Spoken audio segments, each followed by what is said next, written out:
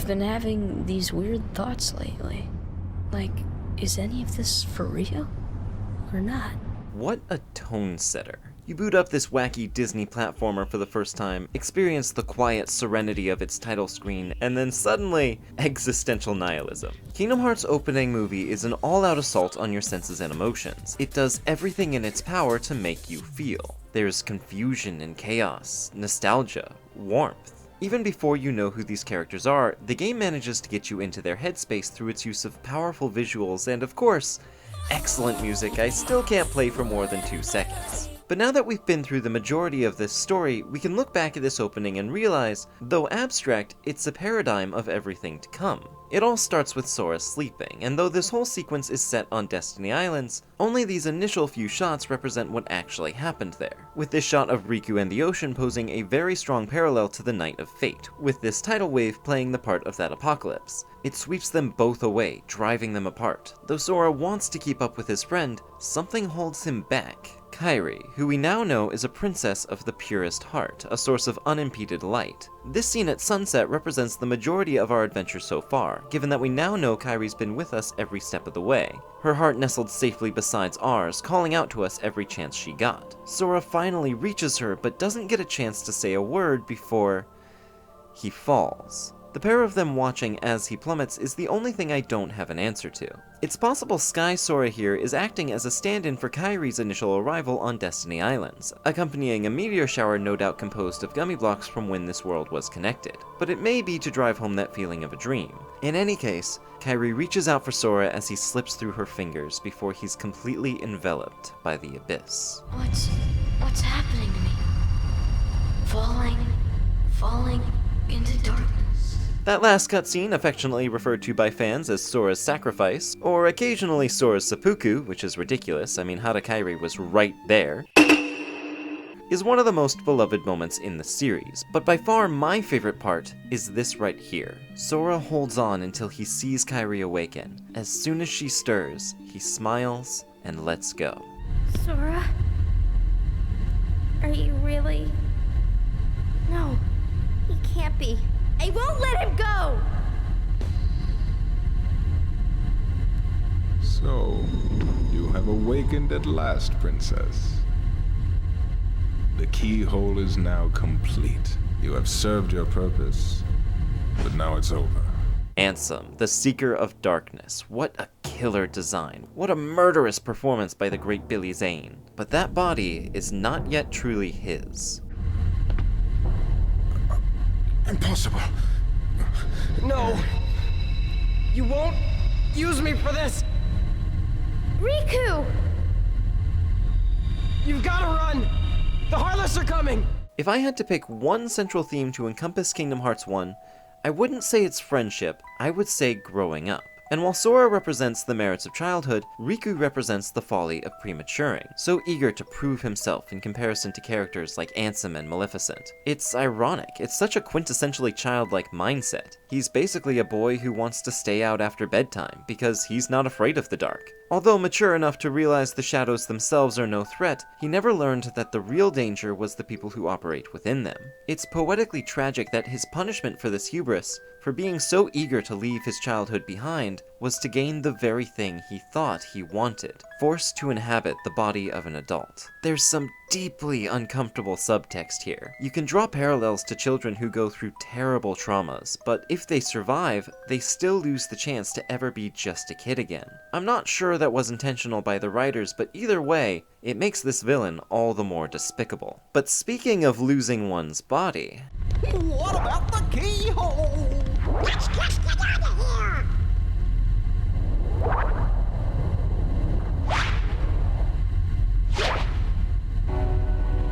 I find moments in games where you don't realize you're in control extremely charming. Usually it's a reflection on how well the game's visuals match its cinematics, but every once in a while, it's done for effect. Oh!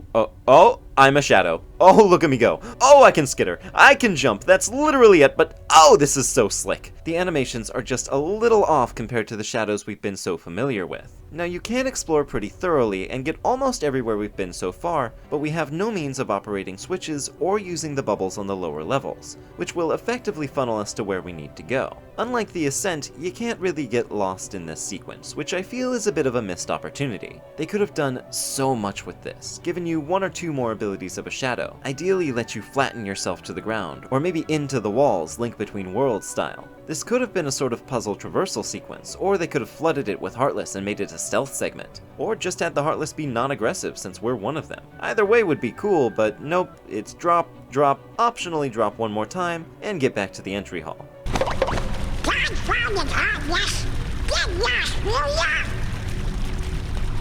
Sora? Is that you? Funny thing about this scene, Donald always stances up facing the front door, but you can only enter that way by either carefully crossing these moving platforms by the gate, or making that 3rd drop to the lower level, which then involves you operating the only elevator that caters to our kind. I don't know, it just feels like that shouldn't be the canon route. This time I'll protect you.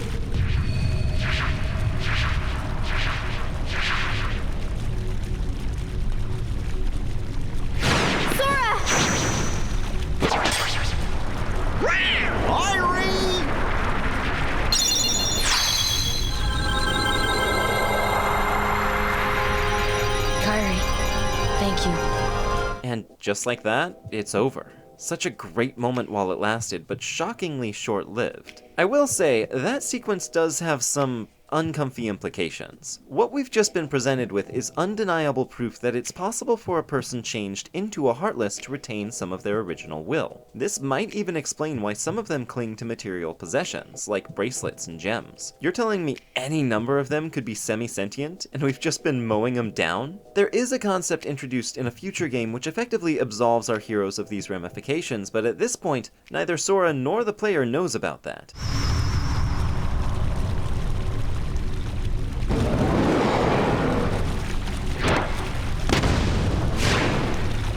Now! Come with us! I told you before, I'm not leaving without Belle. Now go! The Heartless are coming. Alright. Let's get out of here.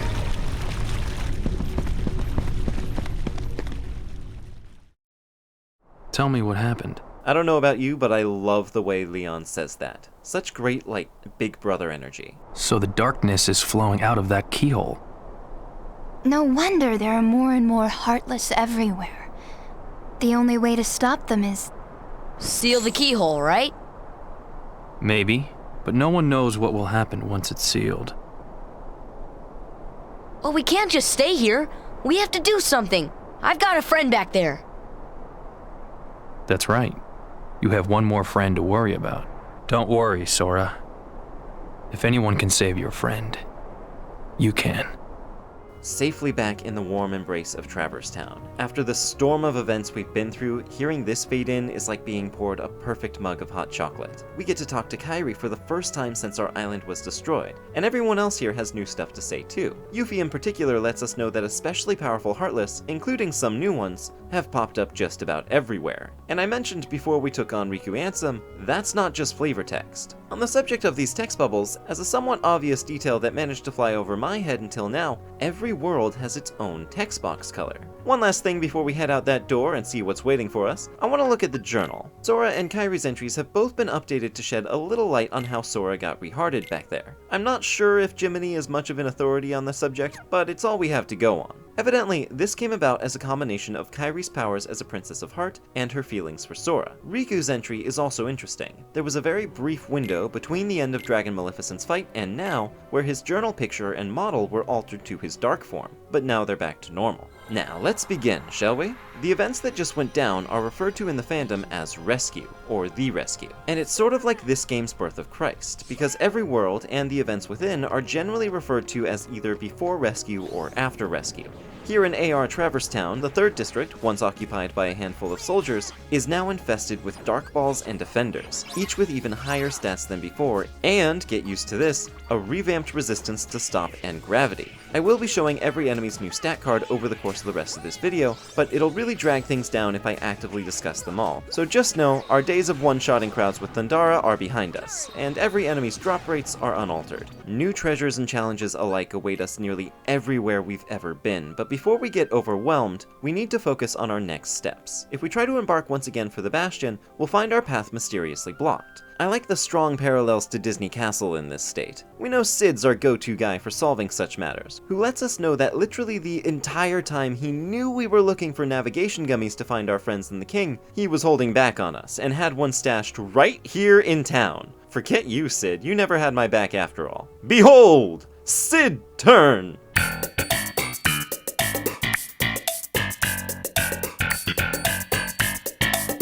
He sends us back to the town's waterway, where Kairi has wandered to, without Leon or Yuffie escorting her. Honey, there's an apocalypse on. Never let the ninja out of your sight, maybe? If you talk to her twice, she actually says there's something about this musty place again. Which is cute, means she's down here because it reminds her of home, so I can't really blame her. You get a chance to notice for yourself that this mural over here has changed since last we saw it, cluing us in to check it out and find Cid's gummy. A light at the end of the tunnel. Oh, your grandma's story, right? That's right. Oh my god, again with the animation. Look at the fluidity from surprise to realization. This is a pretty long cutscene, but I think these two have more than earned it. I'll hush up. I looked everywhere for you, but you were with me all along. Finally, we're together, Kairi. Now, it's time to get Riku back. You think it'll ever be the same again between us? Riku's lost his... When I turned into a Heartless, you saved me, remember? I was lost in the darkness. I couldn't find my way. As I stumbled through the dark, I started forgetting things. My friends, who I was. The darkness almost swallowed me. But then I heard a voice. Your voice. You brought me back. I didn't want to just forget about you, Sora. I couldn't. That's it! Our hearts are connected. And the light from our hearts broke through the darkness. I saw that light. I think that's what saved me. No matter how deep the darkness, a light shines within. I guess it's more than just a fairy tale. Well, let's go! You can't go. Why not? Because it's way too dangerous. I can't hold my tongue on this. Sora, don't you think there might be some merit in her power to bring you back from the dead? Don't want to pack that in your carry-on? No? I can't help? You'd kind of be in my way. That's fine, that makes sense. This is definitely worth discussing. Not adding Kairi as a party member is a huge missed opportunity. The favorite pastime of everyone back on the island was sparring, so it wouldn't have been surprising to learn that she could also hold her own. And genuinely, they wouldn't have needed to tweak the final act by much to accommodate her. In fact, I can think of one thing that would have wound up making more sense. But this is the really unfortunate truth about Kairi. As much as I like her character, she gets really needlessly benched here, and I think it's a massive disservice. Okay. You win. Take this. It's my lucky charm. Be sure to bring it back to me. Don't worry, I will. Promise? Promise. Don't ever forget. Wherever you go, I'm always with you. That wrinkle aside, that was a really cute scene, and it ends with us getting the very charm she made out of thalassa shells from what feels like a lifetime ago. And if we attach it to our Keyblade, it will become the Oathkeeper. Real fast before we go over it though, there's a second cutscene in this sequence. This is one of the few added into Final Mix, and just like the first time, it shows us something I strongly feel we're not meant to see yet. In the context of its original Japanese release, it's essentially a cool New Game Plus bonus, but divorced from that, this is practically a spoiler baked into the game, and I would much rather show it to you all at a more fitting time. So just for now, let's pretend it's 2002 and that edition doesn't exist yet. Oathkeeper is an extremely popular keychain, but even without considering the design and stats of the Keyblade itself, it's one of the coolest simply for the context of how we get it, and what this definitively teaches us about our magic sword. Naturally, we have not been finding more Chosen One Keyblades in the possession of 8 men and within treasure chests throughout every world, but rather, ornaments that we can attach to the Keyblade to transform it. I don't believe the series went into detail as to how this works for several games, but essentially, you can't just stick whatever onto this chain and get a fancy new weapon. It has to be something either magical or meaningful. Most of them represent the connections of the Keyblade wielder's heart to the people they received the gift from, and I'd like to believe that the strength of that connection reflects the strength of the form, but that would mean Sora's friendship with Peter Pan is very nearly as strong as his with Kairi, so it's probably not worth reading into. Oathkeeper is an excellent Keyblade, well-rounded and with a fan-favorite design. This is one of the few we know to have been drawn by Tetsuya Nomura himself, with the rest falling to either the game's art director or texture designer, Takayuki Odachi and Tetsu Tsukamoto respectively. If you're familiar with Nomura's work, you can really tell this was him. Just the right amount of over the top, and the delightfully clever touch of having the teeth be the Japanese character for light. Another note on the keychains themselves, the description of the Kingdom Key indicates that this is the Keyblade's true form, a snippet of lore that may be worth remembering down the line. Last thing to do here in the waterway is activate this white trinity. It contains an orichalcum, and I think this would be a good time to go and sweep up the rest of these pesky pictograms. We already got Lady Luck from Wonderland, so that leaves a staff for Donald here in the middle of the Olympus Coliseum. The one in Deep Jungle is easily the hardest one to find or remember since it's in the keyhole room, where you're otherwise given no reason to visit outside that cutscene. But it's got another orichalcum for us. Agrabah's is comically easy to walk directly past, but it's right here in the entrance to the Cave of Wonders. The Ifrit belt is of course the fire resistance counterpart to the Ramu belt we found in Hollow Bastion, but it's kind of weird of Ifrit to pull double duty on the accessories here. Monstros can be hard to spot given how many speckles of color already dot the floors, but head to the top of the staircase in Chamber 6 and jump off, you'll find a dark matter right down here. Atlantica's couldn't be easier, and true to form, gave everyone a unique animation just for this, especially Goofy. Another orichalcum. Now I would have covered White Trinities as we went over every revamped world in turn, if not for these two. I'm gonna break sequence and get Neverland's first, right up by the helm, puppies 43, 44, 45.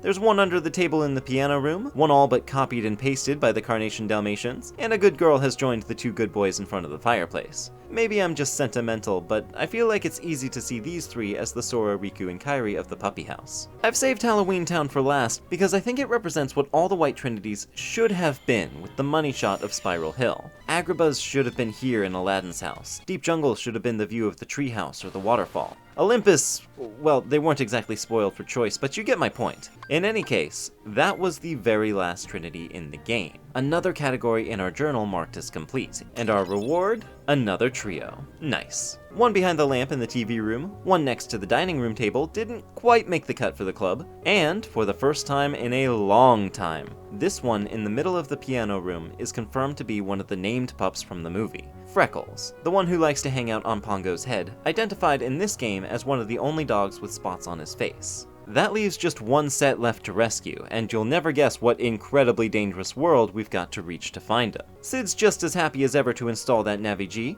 but there are a few more preparations we can make before casting off. First is within Sid's shop. He now sells a level 2 system upgrade, which will expand our construction area to the maximum 10 cubes, and palette, which will expand our available colors for painting them. I'll warn you, it would be an abject waste of money to buy any of this now though. Not for the reasons you might think, but just trust me and don't trust Sid. One Gummi bonus we can grab now is from Geppetto. His final blueprint reward, Hyperion, is for defeating 5,000 Heartless total and obtaining all 6 summons. It has the name of a recurring weapon as well as a cool chocobo from Final Fantasy, but its design is a tad generic. Apart from one thing, its cockpit is placed sideways. It's okay if this is the first time you're noticing the seats in the cockpit. We can soup up our own equipment too. Since visiting Hollow Bastion, we can now craft every synthesis recipe through to the 4th batch, and we're starting to get into some of the best equipment in the game here. The Crystal Crown is a personal favorite just because I love seeing every single one of these numbers turn blue. That tickles my brain. We have now unlocked the 5th group of recipes. A lot of these are blocked off from us until we can find a Gale, whatever that is, so for now the only thing we can pick up is the Cosmic Arts, but that's a pretty big only given that each one improves AP and MP by 2 and HP by 9.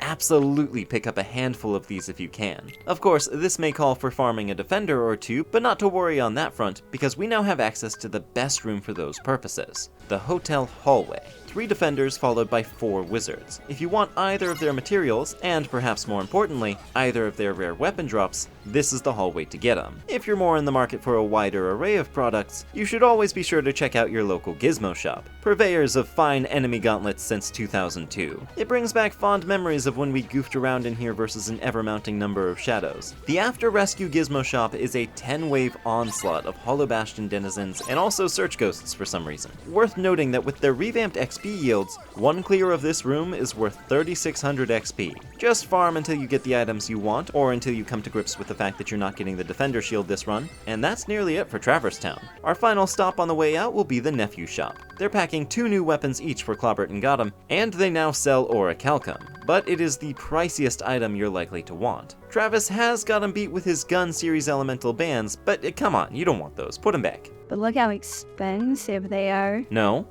Bad. If not for the achievements for getting all the weapons, I wouldn't recommend picking up the new staves and shields either. The Grand Mallet does have more strength than any staff I've yet covered, but that's only because I glossed over Violetta when we picked it up from the Olympus Trinity, and there's no reason to pick the Wisdom Staff over Lord Fortune. Goofy's new gear is a similar story, though at least Herc's shield and the Dream Shield were a bit out of our way. Before setting out, I want to have one more chat with the cafe lady. She has a few new chilling bits of dialogue. Fewer refugees are arriving these days. Are the shadows weakening, or are fewer people escaping? Perhaps the darkness is simply running out of worlds to destroy. Once more at our helm, Sid's new Navi G Gummi opens up the Purple Warpole, an especially long and treacherous route linking all the way from Traverse Town to Hollow Bastion. And I swear, I forget it's a thing every single time I play this game. You may notice a few new enemies on either side of the new rift. We'll get to those, but within it, we have Ifrit and Odin. I don't need to tell you who Ifrit is, we literally just did this, but man did his final mix redesign have a lot of work done. Looking good. And Odin, another summon, that's like an actual guy on a horse with a gun. It's beautiful. We're not given the option of landing at any of the save points. Instead, we're forced to start back at the Rising Falls and work our way up. There are some differences this climb around, like there's an extra bubble in the upper section of the falls, which leads us to a defense up we couldn't have gotten before, but it's a bit misleading. All the other differences are the Heartless and the NPCs, so it'd probably be best to book it back to the Grand Hall, but I do like to detour through the waterway, just to log the save point in the list again. I figured as long as I was doing that, I should check for any interesting enemy spawns, but my favorite thing I found was that if you head all the way back to the castle gate switch, the defender spawn has been replaced with nothing. Hey, I thought completing the Keyhole to Darkness was supposed to mean more Heartless. I also like that the dungeon appears to be some sort of mage commune, with a wizard and all 4 Prismels hanging out. That's cute. Heading upward now, starting in the entrance hall, if you're looking for the stealth soldiers, they're still here, but now the indication for their appearance, or disappearance, I suppose, is a single large body by the fountain instead of a pair. If this happens, in addition to the one in the center of the room and the one at the top of the stairs, another pair of them will appear on the second floor, above the front door. If we detour through the library, we'll find a very worthwhile, I wouldn't call this a cutscene, it's more like an event, and there are 2 versions of it depending on which door we use to enter the library.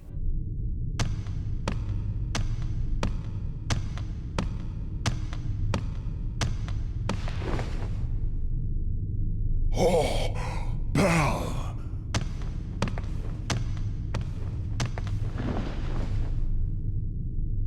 Extremely fitting that Belle would have sought out the books, no matter the danger, but it's not for pleasure. She's actively trying to research means of combating the darkness. If we talk to her again, she'll also gift us with the Divine Rose keychain, a short but brutally strong option. I see a lot of people carry this one into the final battle, and rightly so. It's easily the strongest weapon we can get relative to what it took to attain it. I like elements of its design a lot, the stained glass handles especially, to no one's surprise, but I'm actually gonna complain about the color purple here. I think this would have worked a lot better as a silver blade, or maybe gold, but it's by no means a deal breaker. Yo, check out this dress swishing sound effect they added to her turning around. Nothing too special with the second level, but I did realize it would ordinarily be impossible to board the giant elevator after disembarking without reloading the area. So I flew over to see if anything was up, and yeah, its call switch had just vanished. It still works, and when you get to the center, it still pauses, but the switch to make things resume simply appears without any combat. I suspect this switch is the same switch we used to board, and that's why it went missing. Let's find out. Ladies and gentlemen, keep your eye on the crystal. A 1, a 2, and a there we go! The third layer is basically a straight shot back to the chapel where we fought Maleficent, though it is weird we're only just now seeing soldiers. The rest of the ladies are all hanging out up here like we just stumbled into Disney Online Welcome Princess, and they each have miniature scenes to see if you chat with them, about the inevitability and power of the darkness flowing from the keyhole, how they're working to hold it back, how Ansem got swallowed up in it and probably died, all that good stuff. It's a bit surreal to be surrounded by them after all this time. Alice getting kidnapped beneath our nose was practically a catalyzing event for this journey, and here she is, one of the big girls now. You know, I wonder if bringing Kairi with us would have helped them hold back the darkness. Silly note about these ladies, for some reason, Aurora's model back in the original PS2 version was especially awful, and unlike everyone else,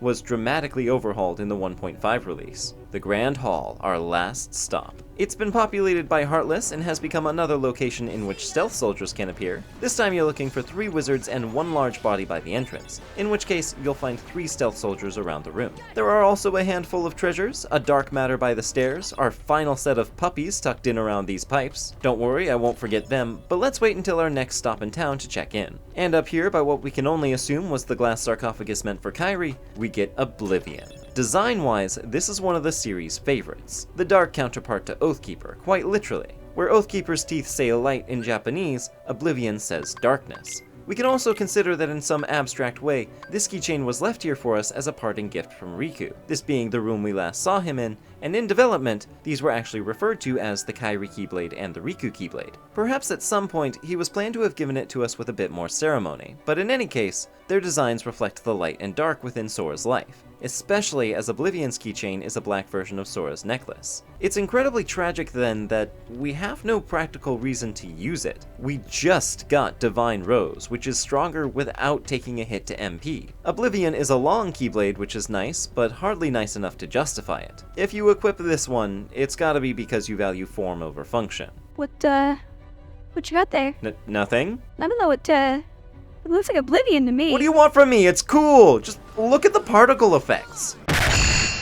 Though not immediately clear, our next objective is to head inside the keyhole to darkness, to the area called the Dark Depths. Ladies, gentlemen, everyone and everything in between, I now present you with the Dark Depths title match. In this corner, he's sliced, he's diced through every Heartless no matter the price. He's even been won once or twice. You know him, you love him, the Keyblade wielder, Sora! And in this corner, weighing it at a record 1,350 HP, freshly unpurpled from his final mix recolor, it's Behemoth! As you may have gathered from Destiny's force fading in, this is not a difficult fight. His size makes him threatening, but in tremendous contrast to Dragon Maleficent, you could probably get through this one just by jamming on his weak point. He's lucky he's got all those magic immunities, otherwise Mushu would obliterate him. But at the very least, he's got enough HP that we can't get too cocky. The first thing you're going to want to be aware of are his feet. They have a hitbox when he takes a step, though a weirdly inconsistent one. Just stay away and it shouldn't be an issue. His charge attack is the least telegraphed, but he's unlikely to do it if you're already close to him. So apart from the guaranteed use of it to open the fight, I wouldn't worry about it. The only attack I would worry about is Dark Pulse, a 2-stage magical attack that summons a rain of dark orbs that look a bit familiar. They hone in on you pretty reliably, and blocking them can be a bit precise, but you're safe if you hang out underneath him. His last attack, Dark Thundara, can only be avoided by getting far enough away from him. I did try underneath him, but no dice. Thankfully, this attack isn't just well telegraphed, it's also strictly reactive.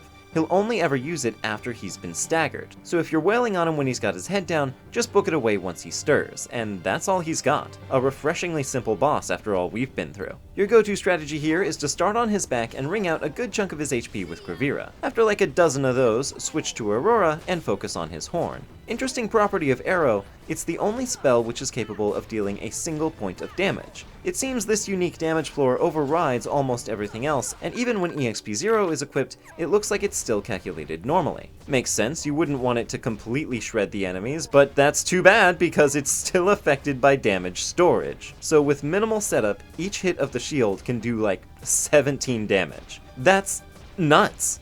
Of course, I don't think that's necessary. If you're not doing a challenge run, no need to sacrifice the XP on this guy's account. Just keep hitting him till his horn glows, retreat, and repeat. And Behemoth becomes not to Behemoth. While recording this, I genuinely forgot to summon Tinkerbell. That's how much of a pushover he is. I will give credit where it's due though, the design is excellent. I love the horns on the lower jaw, that's so unique and fantastical. And of course, his name is a reference to a recurring foe from the Final Fantasy series.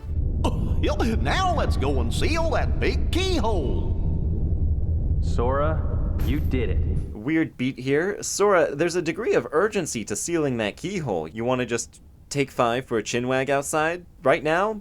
Alright. The Final Fantasy gang is here, and it's revealed that Hollow Bastion was once their homeworld, something lightly foreshadowed by the fleur-de-lis motif around the castle. We can gather that the parts of Traverse Town which manifested for their sakes may have held that slight cultural remnant of their home. By extension, it also means that this is the world over which Ansem the Wise presided. And speaking of that fallen ruler, his ex-subjects start laying some pretty heavy stuff on us. If we defeat Ansem, all the damage he and the Heartless have done will be undone. But the catch is, the worlds will once again be disconnected, and Gummi travel will be impossible as the walls between realms reassert themselves. How do you know all of this? Weren't you just saying no one knows what'll happen? Where'd you get this sudden omniscience? We may never meet again, but we'll never forget each other.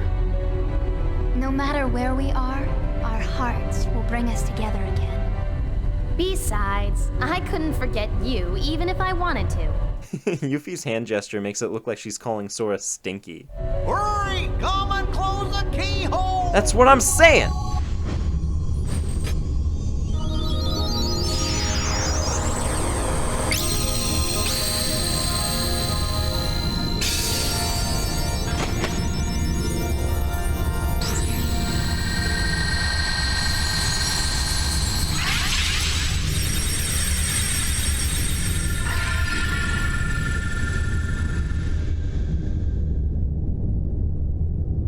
Another mini scene with the princesses. I find myself really wishing they were voice acted. Not just because it would have been nice to hear them, but this information is really important for something so easy to mash past. If we restore the worlds by following Ansem to the Heart of Darkness, everyone will be pulled back to where they belong. But Sora, and this is crucial, doesn't want to. The princesses are nice enough to give us our first ultimate spell, Firaga, and oh boy, it's a good one. Firaga has the highest base damage of any spell we can learn, at 16 times that of our original fire spell. In simpler terms, most every Heartless in the After Rescue worlds have a defense stat of 27, so even the 8 MP I have on my level 1 file is enough to deal 40 damage, and at my main file 16 MP, 4 times that, an invaluable tool in a world flooded by darkness. The girls have some more optional dialogue, which I quite like, especially from the ones we'd already met before they were captured. There's something so nostalgic about the way Alice says that silly little trial, back when our problems were so small. As usual, sealing the keyhole has caused the Heartless to temporarily retreat, and until we leave the world, we can roam its halls completely unaccosted. As for why we'd want to, if we head back to the library,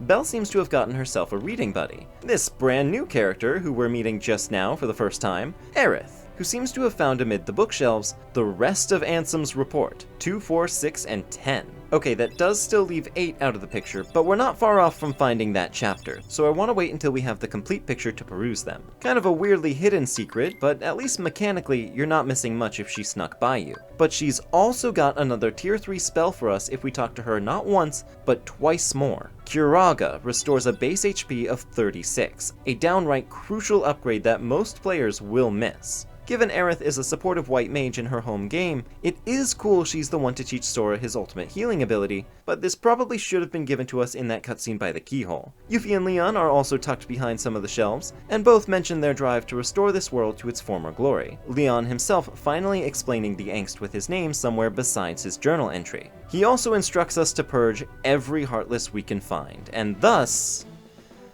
concludes the preamble. For many people, the real game of Kingdom Hearts begins now. We have much to see and do in every single one of these worlds. It is time for a grueling victory lap, and we're going to start where it all began. This black void in which we took our first steps has a few names. Dive to the Heart, the Station of Awakening, some people call it by the name of its song, Destati, and for years, people theorized on exactly what it was. The series would go on to confirm that this is a realm which exists on the borders of sleep, darkness, and death.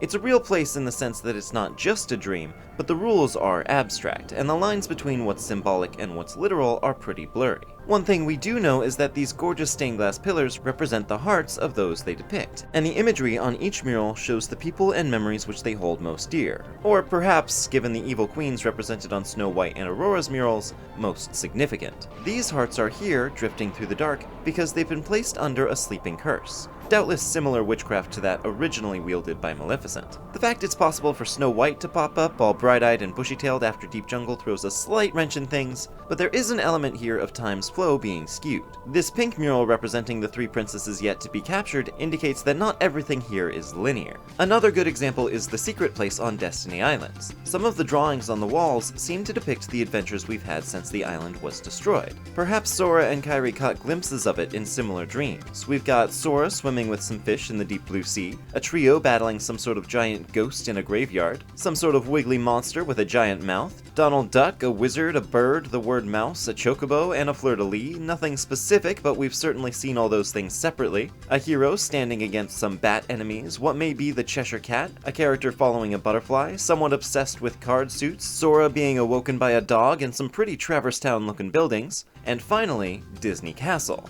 Back to town on our main file, no point in delaying it any further, let's head to the puppy house. The 99 Dalmatians are such an intimate collectible. Frankly, given the gameplay dissonance of the Gummi parts, and the fairly cryptic nature of synthesis materials, they are likely the reason you want to open treasure chests, to get excited when you see one, knowing that with every batch you find, this family becomes a little more complete. The way I've been doing this, checking in after every new edition, is hardly how I'd recommend it, but it has done a lot to make me realize just how much personality is in every one of these wayward woofers. The rewards for passing every milestone of 10 have ranged from handy to dandy, but I never found myself conscious of that as a kid. I always just wanted to see this empty house filled. And little Easter eggs like the way Pepper follows you around the dining room are the delectable cherry on top. Our final trio from the Grand Hall are found on opposite ends of the living room couch, and beholding this upright base in the piano room. And that's it. Every single one accounted for. Apart from that one little hiccup, that wasn't so bad.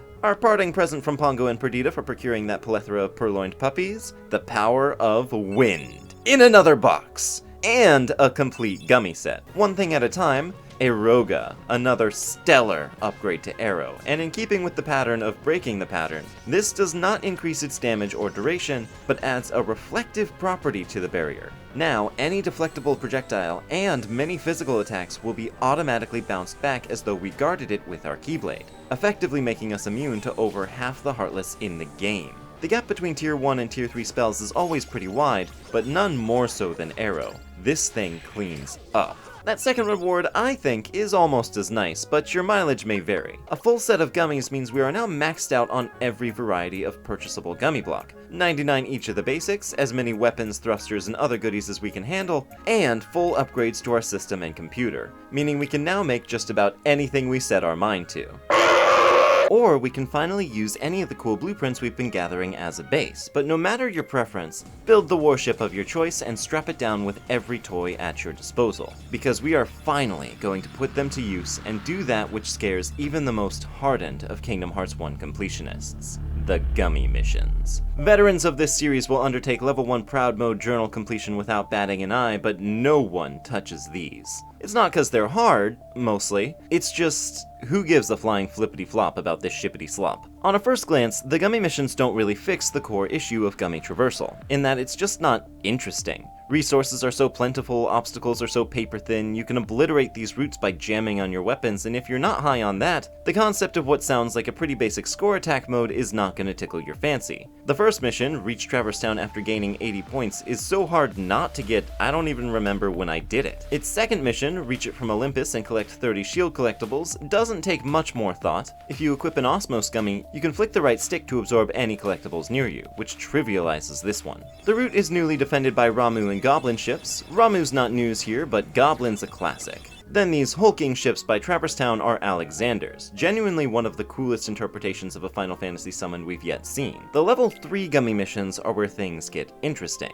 In this case, set off from Hollow Bastion, get a score of 0, and don't get hit. Now you're speaking my language. Suddenly, every obstacle matters. Hell yeah! Thread that needle! You gotta equip the smallest ship possible and squeeze through like the last bit of toothpaste in the tube. The enemies aren't difficult to juke out, but suddenly the stuff that never made you bat an eye is as terrifying as any boss's desperation attack. It's a great challenge. Just make absolutely sure that when you reach the end of the warp hole stretch, you are veering left so you come out facing Traverse Town. You do not want to go through all of that and land on Olympus. The real issue with these Gummi missions is that the rewards are completely trivial. Clearing missions 1 and 2 on each world gets you various decorative blocks, like these Mickey hands, and mission 3 gets you special blueprints. So if you don't care about this mode, you extra don't care about the rewards. If you're playing the PS3 release of the KH 1.5 collection, there's a trophy for collecting all Gummi ship blueprints, so a platinum trophy necessitates clearing every mission. This was toned down in all subsequent releases, and now the achievement is merely for obtaining 30, so you can get all the achievements by only completing 3 missions. Unfortunately for me, I don't measure completion by trophies, I measure it by completion. But it would be a real pace killer to go over all 30 missions, especially all at once, so here's the full list, and I'm only going to go over missions I find particularly interesting as we hit each world. So, starting with Wonderland, there are plenty of damageless challenges which do not specify you can't use your shield gummies, which can protect you from up to 5 hits, so damageless is more of a suggestion. A reward for its third mission, Valefor, is another Final Fantasy summon. Looking pretty fly, I gotta say. Wonderland has changed like the 6th most of any world, but there are 2 major points of note. In ancient times, amid our first visit to this world, I mentioned there were 3 possible treasures to be obtained by defeating the mini gauntlet of enemies within the rabbit hole. The first was for taking it on before the Queen and Cards fight, the second for afterward, and we have finally fulfilled the conditions for the last. We can obtain a Mega Elixir by bashing them all. It is worth noting that the first 2 treasures in here are a rare case of permanently missable chests. But I also want to reiterate that there's nothing stopping you from getting all 3 as long as you're on top of visiting this room. The less practical but far more interesting change is in the Queen's Court. It seems the growing power of the local Heartless has them all quite rattled. So much so they've finally stopped asking us to track down Alice, and admit there'd be no time for the trial as long as they're so busy fending off the waves of darkness. This is something unique to Wonderland amid the Disney worlds. If we talk to Jane or Sally or King Triton, they all have the same dialogue they did when we last left them. But the Queen of Hearts, of all characters, has a solid read on things. I really gotta wonder if her title isn't just for show. But for the first time since leaving our home, that is one world fully completed. Olympus is our logical next target, and I went back and forth on this pretty intensely, because it is by far the biggest post-rescue world. To such a degree, I'd be tempted to save it for last, but the rewards we get for taking it on are gonna be the most useful by a pretty significant margin. So, onward. Its level 3 Gummi mission sounds harder than it is. Just pack all the firepower you can, and you shouldn't have an issue. Its main roadblock is that you need to have an Isuna Gummi equipped, or else a small handful of these little asteroids just won't be present on the route. A little silly, but not much of an inconvenience. The mission is even nice enough to mention hidden objects. We get Poo-Poo, specifically based on one of their flying saucers. At the Colosseum gates, there is an elephant in the room, but before we tackle it, we have another case of alternate cutscenes. You may recall, way back when we first beat Cerberus, we got a scene of Maleficent and Hades having a bit of a verbal spar. However, since Olympus is a completely optional world, it's possible to reach that cutscene after Maleficent is a smear on the carpet. Whoa. Here's what you do. Let Hercules train the kid. In the next games, I'll take care of them both.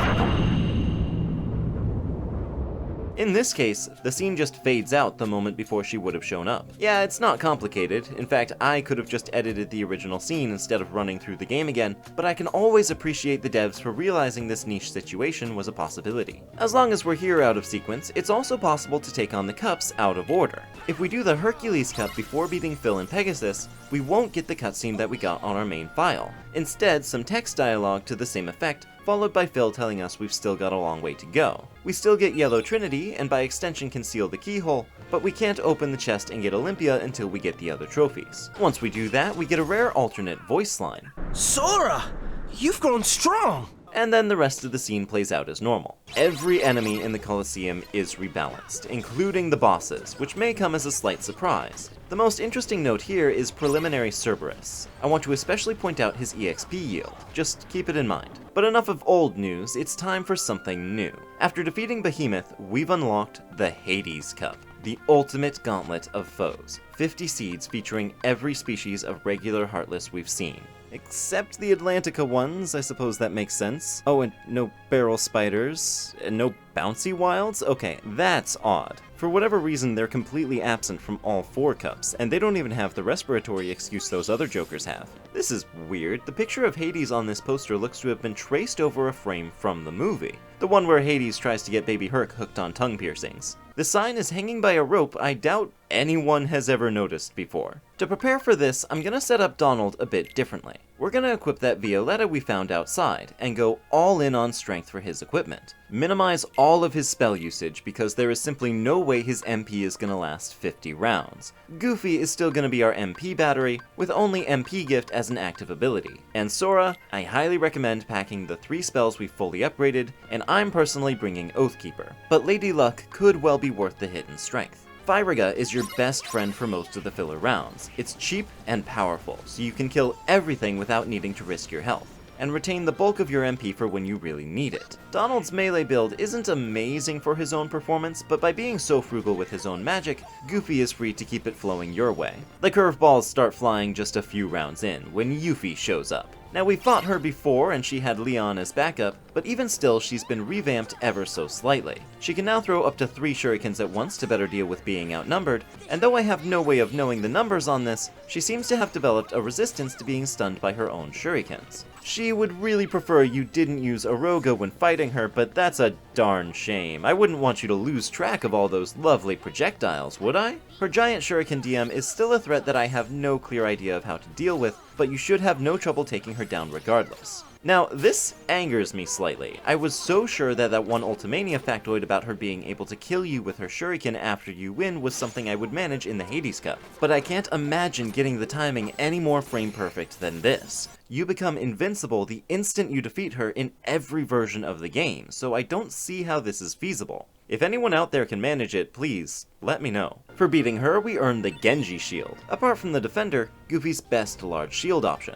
Though as ever, that's not saying too much. It's a nice reference though. Genji equipment is usually some of the better stuff you can find in Final Fantasy games. Funnily enough, though a few Final Fantasy games have a Genji shield item, this is the first appearance of one in a Square Enix game. Things ought to go pretty smoothly for the next few seeds, until the 9th round, which puts us face to face with another behemoth, Flavortown style. Strictly speaking, this is a different species called a destroyed behemoth, but the only mechanical differences are its slightly bolstered stats. With its 5 full health bars, the strategies that served us against his brother will do even better now, though you may be tempted to save your MP and skip the opening volley of Graviras. I wouldn't worry about it though. Go nuts with any MP you've saved to this point. You'll see in a moment why. For defeating him, say hello to your brand new best friend. Blizzaga may not be quite as powerful as Firaga, but its area of effect is better than ever. Quit out to the lobby, equip it, and don't look back. The Hades Cup isn't nearly as much of an endurance challenge as it presents itself to be. Though you can try to run the full gauntlet start to finish, you unlock checkpoints every 10th seed, and can start from there if you ever die or quit out. So you're free to treat this as 5 separate cups, and can take a breather and freshen up between each one. No doubt much to Hades' chagrin. Our next stretch of foes features a few tricky opponents, such as this full set of red armor. An interesting combo since the 3 pairs continue to act independently of each other, which makes them far more aggressive than their palette swap. Similarly, in another few rounds, we'll have a run-in with something labeled a stealth sneak, but is in fact a slightly different creature called a sneak army. Just like red armor, they are slightly more aggressive than their cousin, and tend to remain cloaked significantly deeper into their HP bar. They're extremely vulnerable to being beaten down by air combos, and you only need to back off when they're doing this eye laser attack, which thankfully has a blind spot about a meter away. There's an entirely new Heartless to the roster as well, an Angel Star. These biblically accurate light bulbs are the most formidable ranged Heartless since Sniper Wilds. They have a melee attack, but prefer to float out of range and pelt you with powerful magic. They're kinda like supercharged yellow operas and pack an annoying resistance to almost everything.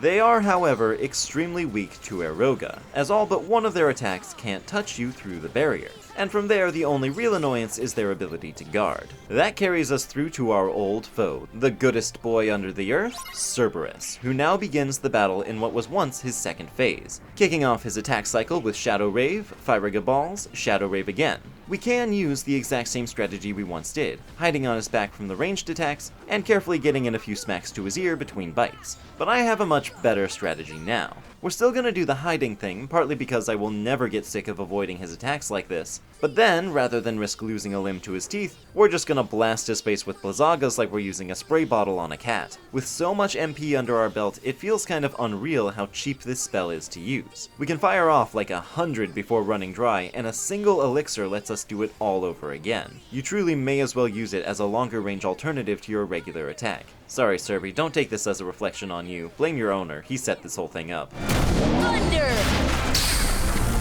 I've been sitting on this one for a while. Back when we first beat Cerberus and were officially dubbed junior heroes, yada yada yada, Hercules leaned over to Phil and whispered this. I'd already worn Cerberus down by the time the little guy jumped in. Now the implication is naturally that this Cerberus, here in the Hades Cup, is him fresh as a daisy, unworn by a battle with Herc. And sure, even if you take on the preliminaries post-rescue, Cerberus here still has higher stats than he did there. But with one crucial exception, the experience points. Within the context of the universe, XP is a function of how much Sora grows in experience as a result of a fight. The harder the fight, the more experience he gains. This is different from how tough the fight is for the player. Like, the only real reason Oogie Boogie gives more XP than Giant Ursula is because within canon, Sora's torment at the hands of the Boogeyman's Rube Goldberg machines was just that much more harrowing. And by that logic, the initial Cerberus fight is much tougher than the rematch. And I'll grant you, any experience can be less valuable when repeated. In the original PS2 version, this was even a mechanic within the Colosseum, and repeat victories on bosses would always reward a flat 100 XP. But compared to the likes of Leon, naturally, when an opponent becomes more formidable, you learn more by fighting them. So if this Cerberus really were the no-Johns winner-takes-all game-face Cerberus he's implied to be, he should logically give more XP, so I take umbrage with the idea that I don't deserve full credit on that first fight, Wonder Boy. Completing our trinity of basic spells, defeating Cerberus grants us Thundaga. Oh my god. If you have at least 15 MP, Thundaga is guaranteed to one-shot every enemy in the game apart from those with thunder resistances or damage caps. It is so much fun to blast apart the battlefield with this. The bolts are so thick and chunky, you feel like a god. The trouble is, it's only become harder to justify the MP cost difference from Blizzard, so it's really only worth it if you feel especially threatened and just want your opponents gone. I'm not gonna call it worthless, in fact I'd say it's my favorite spell, but try to be practical about where you're pulling this out, especially in the context of the Colosseum. Noteworthy seeds in the next leg include Shadow Storm, an unknown number of shadows. Looks like 1? No, of course not. We get waves within a wave now, which can be a little stressful, but not as long as it's just shadows. Then, the appearance of opposite armor. Not a red variety, just straight up the twin to the one we fought in the 2nd district. I love this sort of thing, man. When bosses we once took down get lumped in with the regular enemies in the endgame.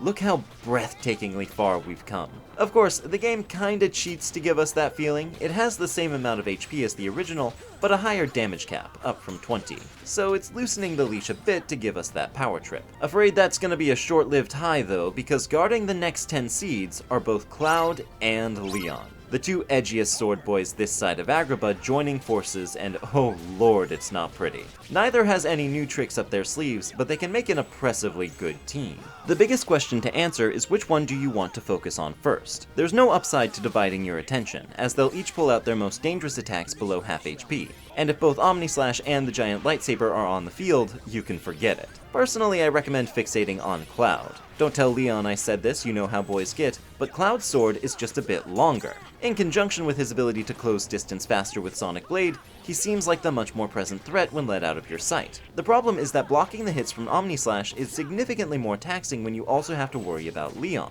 But I'd still take it over Leon's fighting spirit, since Cloud only pulls this once before going back to normal, whereas Leon would overcompensate for the rest of the fight. If Donsant and Gelfie go down early, you can also lock Cloud into a pretty simple infinite combo. Occasionally, he'll settle into a routine of blocking your every third attack. If you hit his sword when he does this, he'll counter. But if you loop behind him, you can make him do it again, and again, and again, which snaps his HP bar apart like a Hershey's. And then we can focus on Leon, who's just as easy solo as he's ever been. Wait for his jump attack, hit him from the side, and so on. Alternatively, the strategy we spammed against Cerberus works just as well here. If you have the MP to burn, or freeze, you can rain down enough blizzards to make Trabia look tropical. You will have to deal with Omnislash at some point, but once that's done, continue the snow day. Now this strategy is not nearly as feasible on a level 1 challenge, but the Hades Cup represents what I've come to refer to as the level 1 event horizon. All that math we've been doing, understanding the game's inner workings, every chart and decimal has led to this. The Hades Cup is genuinely easier having gained no XP than it is on a casual Proud playthrough. Within this arena, Sora's EXP0 damage cap is raised to a quarter of his HP. This makes him just as, if not even tankier than the Sora on my main file. Then Aroga does so many jobs at once. Its defense boost doesn't stack with the damage blower in this case, but still blocks and deflects so many different attacks we can literally throw caution to the wind during most of these rounds. Its damage offers decent crowd control, and against bosses, boosting it with damage storage shreds them just as fast as I could do at level 60. The only real limit we have is our max MP. This does make Blizzaga less of a trump card, but the amount of spells we can cast is immaterial thanks to every enemy granting the maximum MP recovery. It takes 3 hits to build a charge. You can use Aroga every round and still have plenty left over for healing. To really hammer home my point, just look what I wound up doing against Cerberus.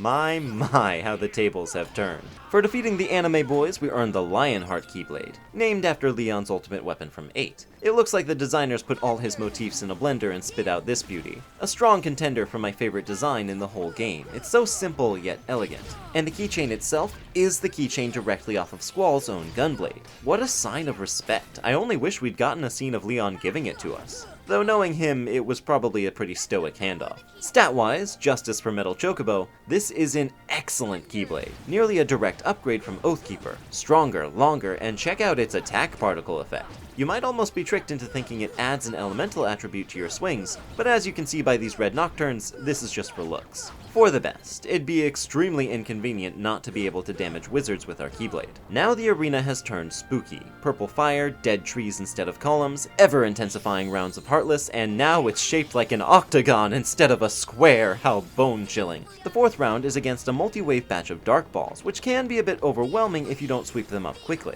Then the 6th features the last new Heartless we'll see participating in the Colosseum, an Invisible. These are even more formidable than most rare Heartless. In any round with them, commence by immediately jumping to the side, because they like to sucker punch you out the gate. They have a crazy looking projectile attack, and their namesake is an attack where they plunge their sword into the ground and then turn into these wisps that surround you and strike when they glow. There's no easy way to deal with them. They move too fast for gravity, they have a damage cap that ensures everything else will take at least 3 hits, and they have a spin attack that makes fighting at close range risky. On top of all that, look how cool they are! It's demoralizing. They have angel wings and demon wings, and their swords have the Japanese characters for hardcore written on the blades. In anyone else's hands, I'd say they were trying too hard, but these devils are undoubtedly hardcore. My favorite detail is that the sword impaled into the ground surrounded by spirits is highly evocative of cursed sword imagery popular in Japanese culture, and they own it so well. Even their death animation looks more like a retreat, as though we'll be dealing with them again soon enough.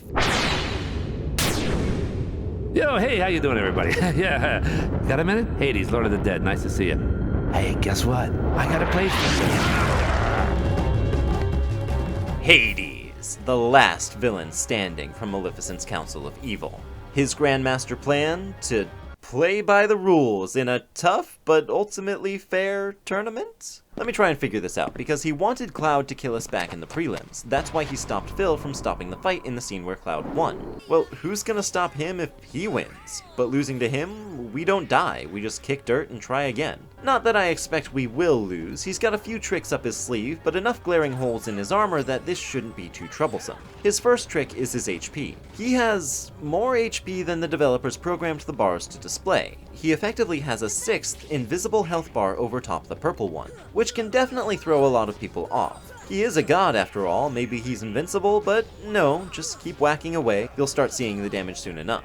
Hades' main gimmick is his temper. Throughout the fight, he'll alternate between cool and hot, and each mode has different attacks available to him. While cool, he can use flamethrower and fire shot. The former he'll use while steadily hovering towards you, and the latter causes a spontaneous combustion directly at your feet. They can both feel a bit suffocating. Like, it appears that he's shutting down all venues for approach here, but he has two major weaknesses. One is Blizzaga. He will stagger anytime he's hit by it, and is a rarity among bosses in that he does not have any resistance to ice. There's a short cooldown after he's hit where he won't stagger again, but that's no reason not to keep mashing your shortcut of choice. The problem is, being staggered is what makes him lose his cool. After stumbling 3 times, he'll always turn up the heat, which he invariably kicks off with his flame pinwheel attack, throughout the duration of which he is completely invulnerable. You can dodge it either by sticking close to the center and circling with him, or hanging out by these pillars closest to the gates at the end of the arena, after which you can resume Blizzard Spam. But once more, only until he's staggered 3 times. This is a perfectly valid means of taking him down, but it does necessitate a bit of patience as he puts on his little music box impression every 5 seconds. If that's not your cup of tea, his other weakness is a lot more fun.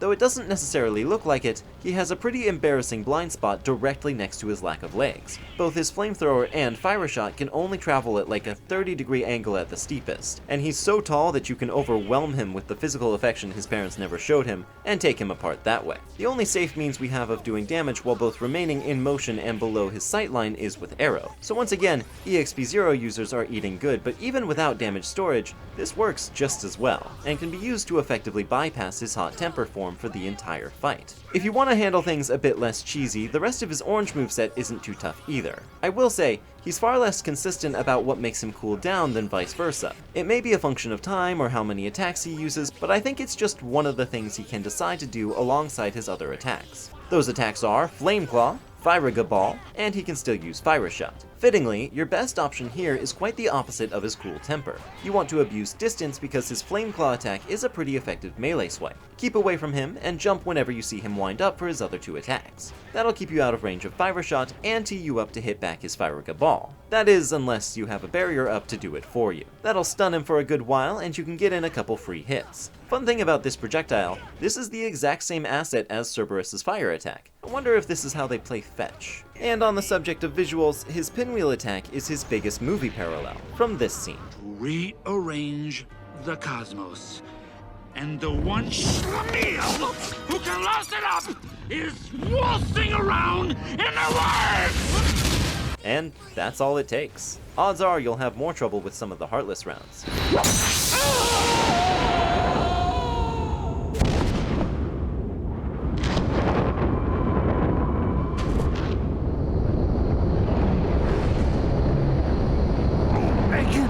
What are you doing? Stop! Hey guys, get away from me! Come on!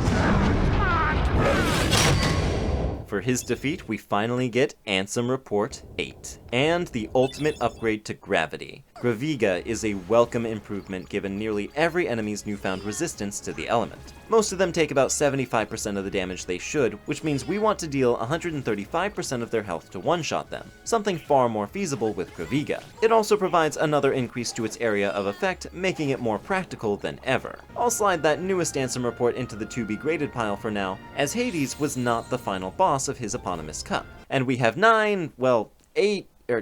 7 of the toughest fights yet to complete. The second one makes me laugh, because it's every magical Heartless in the game gathered up with the sole exception of green Requiems. But their formation title is the Requiem. This is why you don't name a band after one of its members, guys. They quit and then you're stuck. Invisible Fear is a sneak army and 3 invisibles. At this point, it's okay to resort to frantic button mashing. Mad Mushroom is a welcome reprieve. You can hit each one at least 5 times to recover some magic, which is kind of them. Black Storm is another bunch of waves, this time both shadows and dark balls. This was probably tougher with just dark balls, but don't get complacent. Twin Mirage is a pair of sneak armies. Throw on a Roga and do your best to bury yourself between them. There are large enough hitboxes that you should be able to hit them both with most attacks. Shadow Troopers is another mini gauntlet, this time consisting of the Hollow Bastion Heartless. They cover all of each other's weaknesses pretty well, so you'll have to stay on your toes for every wave. Then Final Battalion is as tough as it gets. Dark Balls, Angel Stars, and Invisibles galore.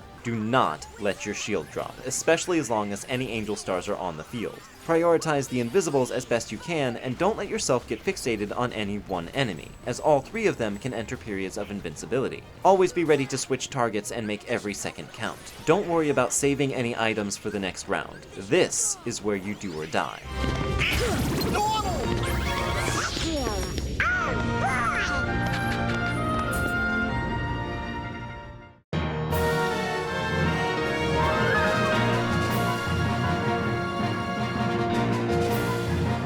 Our final battle. At the end of all that, the true boss of the most grueling gauntlet in the game is little more than our reward for seeing it through. Lithos, better known as the Rock Titan, has the most HP of any enemy, essentially packing 2 invisible health bars on top of the first 5. But that is his only claim to fame. Breathe easy, because Lithos is the biggest pushover we will ever face. He makes Darkseid look downright sprightly. He makes Shadows look like they should be running this show, and I am not complaining at all. This is a well-earned victory lap that is certainly not intended to make you do any of that over again. All of the attacks he can do while upright are essentially the same, a very slow wind-up for a frankly underwhelming hitbox. He'll do his stomp if you're underneath him, his double slam if you're ahead of him, and once per planetary alignment, he'll do one of these one-armed haymakers. I believe I may well be the first human being in existence to witness his last attack, cause he'll only use it if you hang out in the stands. A unique interlaced fist slam that creates a diagonal shockwave just for this situation. There's no reason to run away from him unless you just want to marvel at how ponderous his movements are. Once you've taken it in, strike at his feet like there's gold in them there heels. After taking enough damage, or maybe enough hits, hard to say, he'll topple over, giving you plenty of footholds to climb up to his heads. While you're up here, he will occasionally flick one of his heads around like little fingers and try and whack ya. But the hitbox is so small, it's pathetic. After the Age of Man has expired, he'll rouse himself back upright and try to shake you off. His main method of doing so, looking slightly down and stomping his feet like a mildly dissatisfied toddler, can't even shake you loose if you stand just one ridge back on his head. Not that there's much downside to falling, it's not like his feet take less damage than the heads. That's truly all there is to this big fella. He is a complete and utter punching bag. Well done, you did everything else, enjoy this massive bag of free XP. That is the real prize here. Rock Titan gives 4,000 XP on defeat, and as a unique gimmick, gives a free tech point for every single hit you land on him. That's a bigger deal than most people give him credit for, but it's not something we can take full advantage of just yet. So simply enjoy watching the numbers go up, and finish out the Hades Cup. Possibly the funniest thing about that lunker, in the original Japanese version, he had more than double the HP he does now. 4,500. That's 15 health bars. 10 of which were invisible. Is that why they made hits give tech? So you wouldn't give up after 1,000 HP of no visual feedback? For achieving victory, we get a big blue trophy, a reference to the movie. Whoa, is my hair out? And Trinity Limit. That last one's a powerful yet difficult to justify ability, an extremely flashy animation that will obliterate any Heartless in the area. It is effectively the final stage of Simba's Proud Roar with double the base power it had. Since Simba was already overkill, that only influences how it affects bosses, and I'll give it to him. Nothing else can delete the behemoth's entire first health bar, but the cost is steep. You only need 3 MP to cast it, but doing so will drain all the remaining MP from all 3 of your party members. And unlike other limits, this one does require both of them alive like a summon. I like it, but it's extremely niche, essentially only useful in situations where you can't summon Simba but still have party members, and aren't going to need any more MP. But hey, we've still got plenty to show for our struggles, including access to the solo Hades Cup challenge. Now, there are no rewards for the bosses of each segment this time around, but they do still provide checkpoints, so the difficulty bump here is pretty marginal. That's okay though, I'll simply use it as B-roll for the other prize we nabbed from Hades, an unbroken chain of 10 Ansem reports. We've already read the 5 odd-numbered ones, but now that we have a more complete picture, I think it only makes sense to touch on them again. Ansem, the sage who ruled over the pre-apocalyptic Hollow Bastion, renowned for his knowledge and his ability to safeguard his world, grew both fearful and curious about the darkness. He'd witnessed its ability to consume those with darkness in their hearts, and as Leon once put it, there is darkness within every heart. In part 2, we learn that he may not have been the most ethical of leaders, pulling a Unit 731 on his own people as he began using them to experiment with the effects of darkness, extracting it, cultivating it, amplifying it. Each of his subjects lost their hearts in the process, and he was unable to reverse the effects. He confined his victims beneath the castle, and when he went to observe them again, he found Heartless in their place. In part 3, we learn a few properties of the Heartless, as he names them and begins further study. They are entirely without emotion, and possess the ability to multiply rapidly. More victims are spoken of in part 4, as Ansem began sacrificing his people directly to his new research query. The Heartless had no interest in the dead, and only consumed those with hearts. He then hypothesizes that the hearts taken in this matter become heartless themselves. If he's right, and I'll clarify from my position as an omniscient reader of the wikis, he is, the term heartless is something of a misnomer, at least for most of the species we've encountered. We've seen it every time we've defeated a heartless which bears their emblem. When they die, a heart is released, so they clearly possessed one. The name is more to indicate that they act without hearts, or without the emotions that are emblematic of them. But there are a few heartless who neither bear the red and black emblem, nor release a heart when vanquished. These 3, or 4, or 5, or maybe 6, however many there are all born directly of darkness in almost any form. Some people, like Riku and Maleficent, who let enough darkness into their heart, can form them using that essence, while some heartless are powerful enough to manifest them out of the darkness that surrounds them. Anyone tired of the word darkness yet? Now this is where Kingdom Hearts starts earning its reputation for making people's heads hurt, so pay attention. It is entirely possible for these Darkborn Heartless, or what are officially called Pure-Blooded Heartless, to bear hearts the same way those with emblems do, and we know this because we saw Sora's heart become a shadow. We never see them release a heart, but within the lore, this is because pure-blooded Heartless are so much more plentiful. They multiply wherever there's darkness, so it's astronomically unlikely to encounter one born from a heart. Ansem followed a shadow as it hunted for the heart of his world. It's also worth noting that the door to that heart revealed its keyhole to him, something we know a world is only likely to do for a Keyblade wielder, without the aid of magic like genies, or King Tritons, or the Princesses of Heart.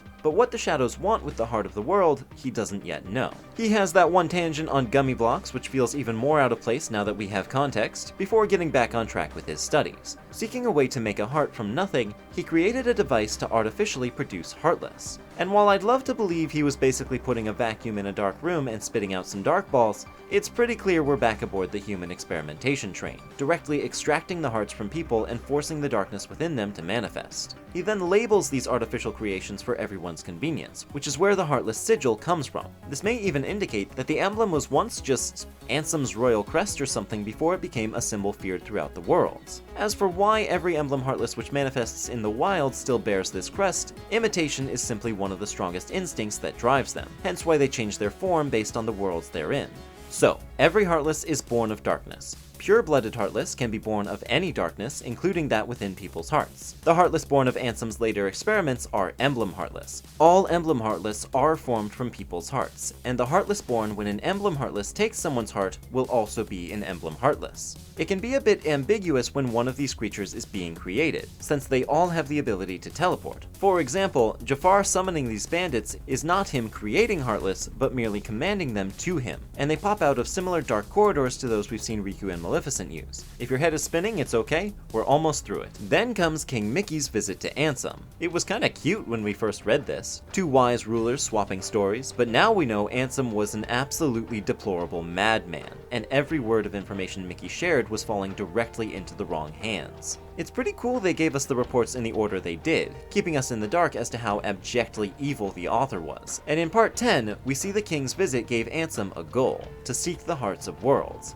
Perhaps, like so many of the villains who got too familiar with the power promised by the darkness, he was under the influence of the Heartless and manipulated into seeking their goals. It's like those parasites that influence the behavior of their hosts, tricking their nervous systems into feeding them dopamine for drowning themselves. But in any case, Ansem casts off his form so he can wander the darkness. It's ambiguous here, but what he most likely did was use his own device on himself to turn into a Heartless. A bafflingly short-sighted plan that hinged on him somehow retaining enough of his consciousness to pursue his goals. And it worked. This is precedented by Sora's stint as a shadow. The brown-cloaked figure lurking in the gloom was Ansem, a wisp of his former self, pulling the strings, murmuring in the ears of the power-hungry, and eventually tricking Riku into giving up his body to the darkness so he could steal it, and return in a more powerful form. Way more powerful than a rock titan, am I right?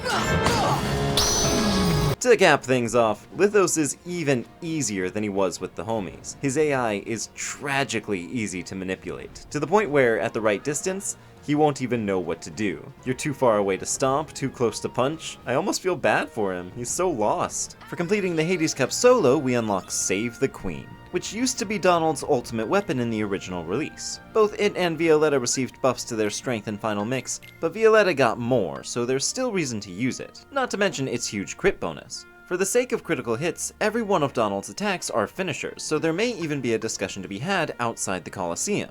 But magic is still king, or queen, as the case may be. After wrapping that up no problem, you might be feeling pretty confident about the time trial, but unfortunately, this is where our Hippolectrions come home to roost. The 50-stage gauntlet of trials where every resource matters and our knowledge of every Heartless comes into play falls a bit short when you can just ignore it all every 10 rounds, but there is no such option for the time trial. 20 minutes, hundreds of Heartless, many of which are really good at wasting your time. Now the numbers work out relatively generously.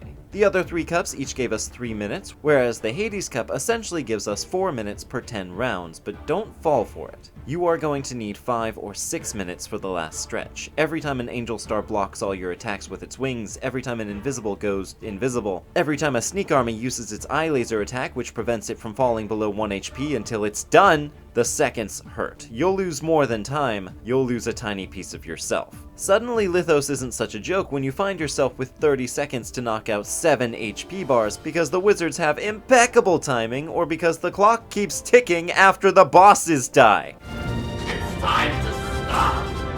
It's time to... For some, this is the final battle. The goal they have in mind when they set out for level 100, when they synthesize the best possible equipment. And I can absolutely recommend that, however, it is possible to do now, and I'd hate to let Hades loom over our adventure even more than he already has. So, let's do this thing. Blizzaga is still your fallback during the normal rounds. You can fill your Disney Dad's pockets with ethers to stretch your own items, but a full inventory of elixirs on Sora is going to be all but necessary to get through the final stretch. The biggest time save you've got access to at this point is against the biggest bosses. EXP 0, Damage Storage, Eroga, the unholy trinity of disintegrating health bars. It works twice as well in the sneaks because their eye lasers are tied to them decloaking, and decloaking is tied to being hit with a finisher. They'll never pull out the beams if they're invisible, and they'll never be visible if you never hit them with a finisher. Cerberus is a little tougher since you can't just stand on his weak points, but with our shield up, you can use a number of air combos while he's using Firaga Ball, since they'll bounce directly back into his mouths. Fittingly, Hades himself is considered the biggest obstacle here,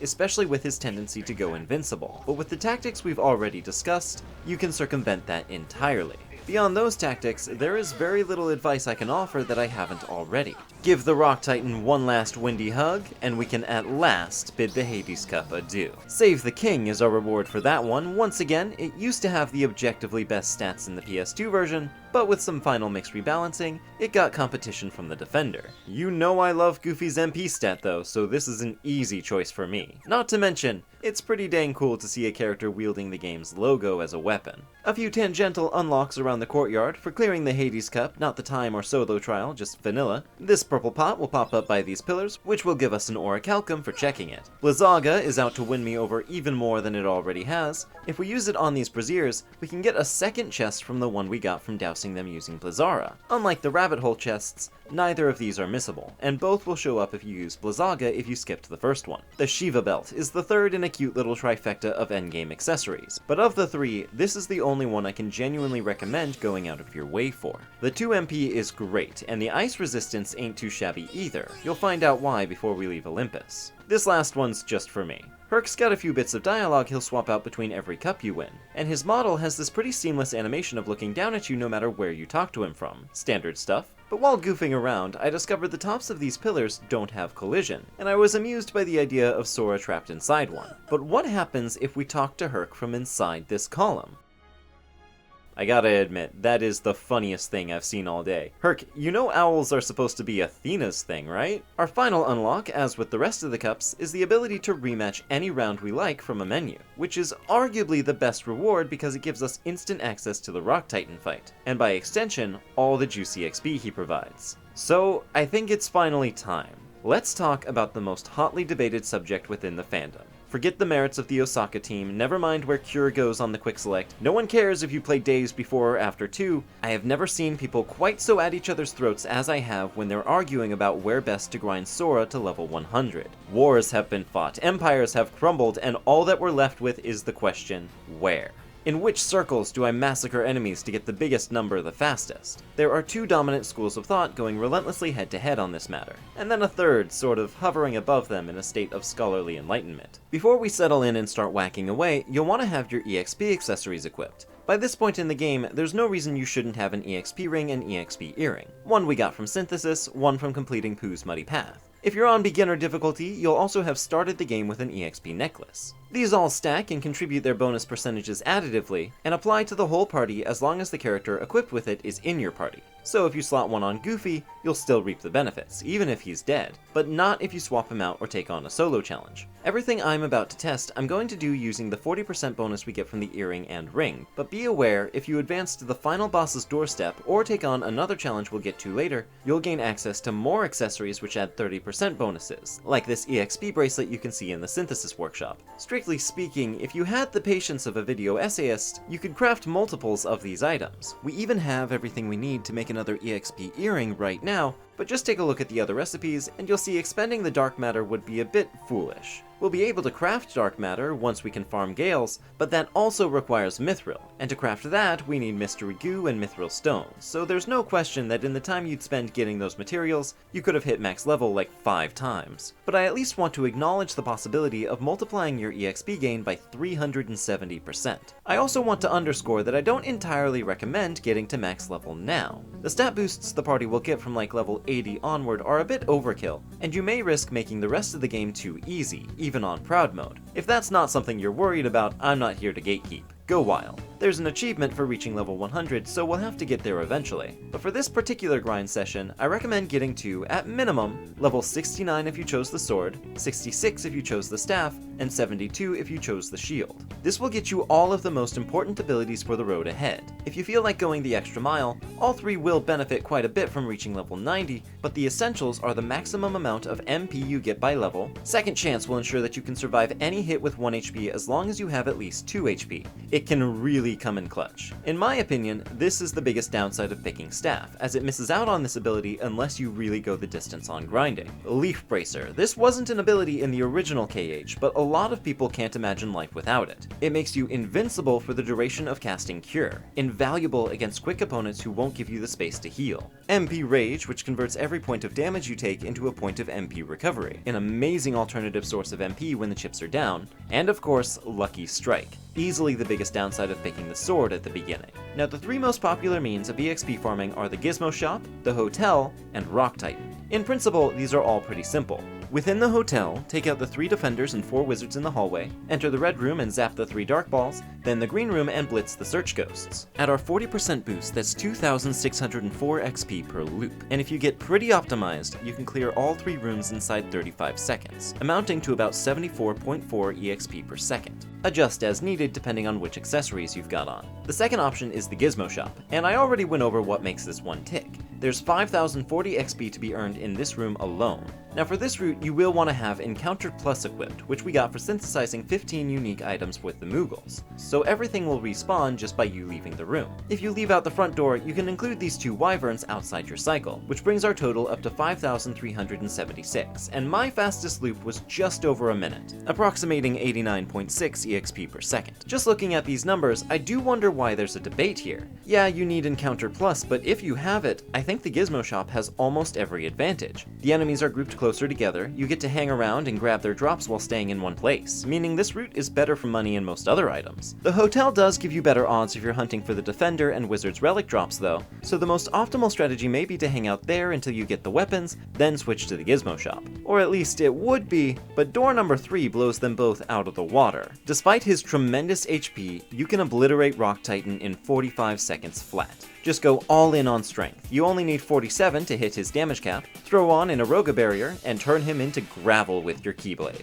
I especially like using Ars Arcanum with Goofy on MP duty. Add on about 15 seconds for the cutscenes and menus between bouts, and even without taking into account any of the tech points, that brings us to about 93.3 XP per second. The biggest advantage here is that there are no hidden fees. The other routes will require you to restock your magic at some point, either by using an item or detouring to a save point, or else just stick to melee combat, which can easily double your time. Since this is the Colosseum, everything is replenished automatically, and naturally, every hit we land gives us even more XP. There's no real way to calculate how much that's influencing the outcome on average, especially since Dart and Gizzard's attacks also contribute, but it's not a stretch to assume it adds at least 2 more XP per second. Now you might throw on your tech boost abilities to get even more, but that plan is foiled pretty quickly. This is something I wish wasn't the case, but there are actually 2 kinds of tech points in the game. They can be pretty cleanly separated into attack tech and bonus tech. Attack tech is gained when hitting an opponent's attack. Wakka's projectiles, a large body's charge, essentially anything that's a hitbox. I mentioned when we were fighting Oogie Boogie that these values are determined by a multiplier on that enemy's regular EXP yield, and that multiplier is what tech boost affects. Bonus tech is given by basically everything else, like the Palace Gate Pots, the White Mushroom Charades, and indeed, hitting Rock Titan, are all fixed, and aren't affected by tech boost at all. No major loss, and tech boost may yet get its time to shine. The downsides of Rock Titan are that you won't be getting any money or items as you fight him. I think that more than leaves space for argument here in terms of general endgame grinding, but if we're just talking about the rate at which we level up, it's no contest. Lithos is your man. Now, in my humble opinion, the main reason you would want to do a level 1 run, bragging rights and brownie points aside, would be so that you can do something like this. Oh, put that directly in my veins. Oh, that's the good stuff. I took the liberty of getting Sora up to level 70 for now, feeling stronger than ever. Now let's see what these question marks on Phil's menu of challenges are.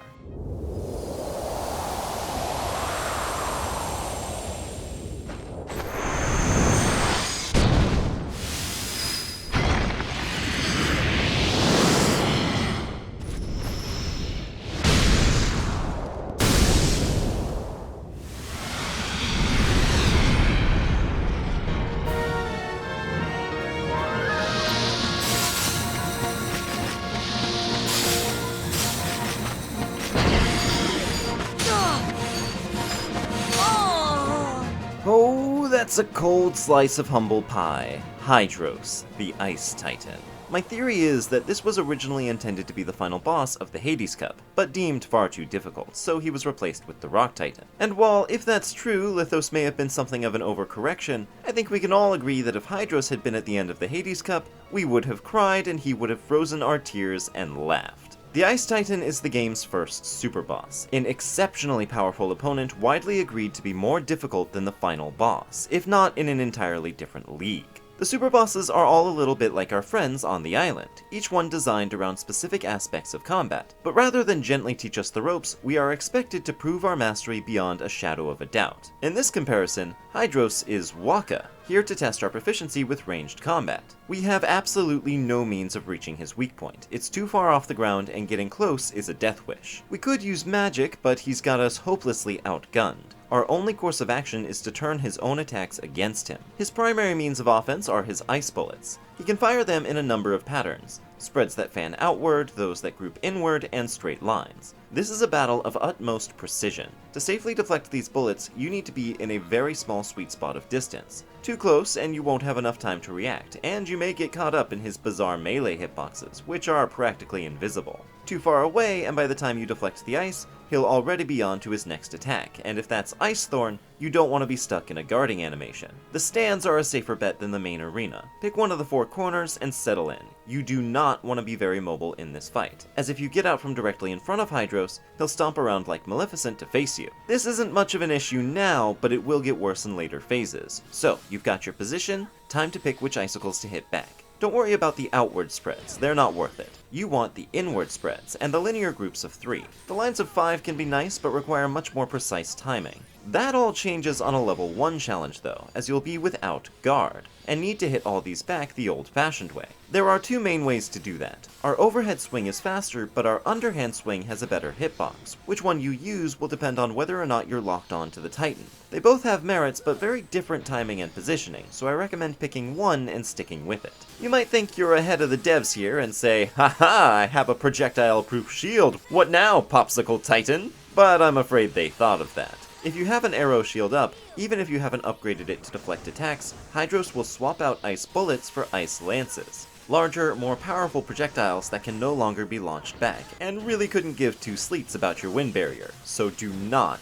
cast arrow. The only other thing you need to survive phase 1 is to avoid the ice thorns. It's not especially consistent, some of them lead you based on the direction you're moving, some target you directly, and others seem to be more or less random. You really can't beat the time-honored method of running in circles and screaming. Jumping and gliding can keep you clear too, and I especially like using this space to heal, but that won't always be the case. After dealing between 250 and 300 damage, the Ice Titan will be stunned, an extremely valuable opening thanks to one especially unique property. For the first time since Oogie Boogie, and for the last time in the game, we have a weakness to exploit. Hydros takes double damage from fire. With it, you can easily take out an entire health bar before he can get back up. Remember, these multipliers come into play after damage caps, so the only reason to hit him directly is to trigger damage storage with EXP 0. Once he stands up, things start getting serious. What makes Ice Titan feel so threatening is his tendency to layer attacks on top of each other. It can feel completely overwhelming to dodge one attack only for the next to already be inbound, but once you put together the patterns, he's surprisingly simple.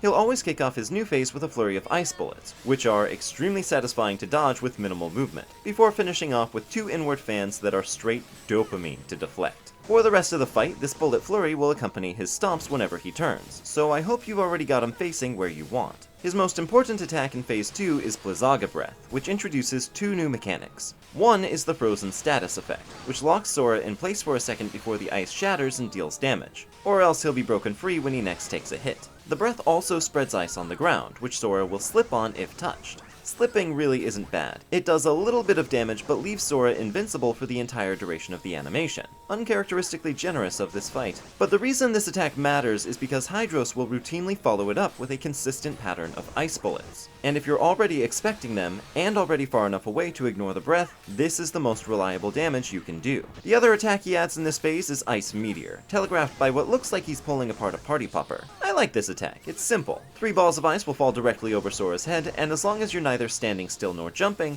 they'll never hit you. Better yet, this essentially dilutes his move pool and keeps him from using Ice Thorns as often, which is especially nice because that attack has also gained a fan of bullets. Rinse and repeat until you've gotten him down to 600 HP, he'll give you another opportunity to carefully articulate why you think global warming is a problem for the next generation, before commencing his 3rd and final phase with another flurry of bullets featuring the occasional Ice Meteor. This is where most people assume this match is pure bullshit, because these novelty ice cubes can feel random, yet deliberately timed to strike the moment you let your guard down. Here's every instance where the boulders can fall. 3 will land over the course of these ice bullet flurries, same goes for the ones he commences while turning, 2 will fall over the course of an ice thorn attack, 1 will fall immediately after Blizzaga Breath, and 1 will fall immediately after his final attack, Diamond Dust. Since Blizzaga Breath no longer commences the ice bullets, Diamond Dust is the new attack to watch for. It's essentially a more dangerous version of the same attack. It doesn't make the battlefield slippery, but it lasts long enough to hit you twice if you're not out of range. Luckily, its range is almost as short as the breath, and you're safe in your corner.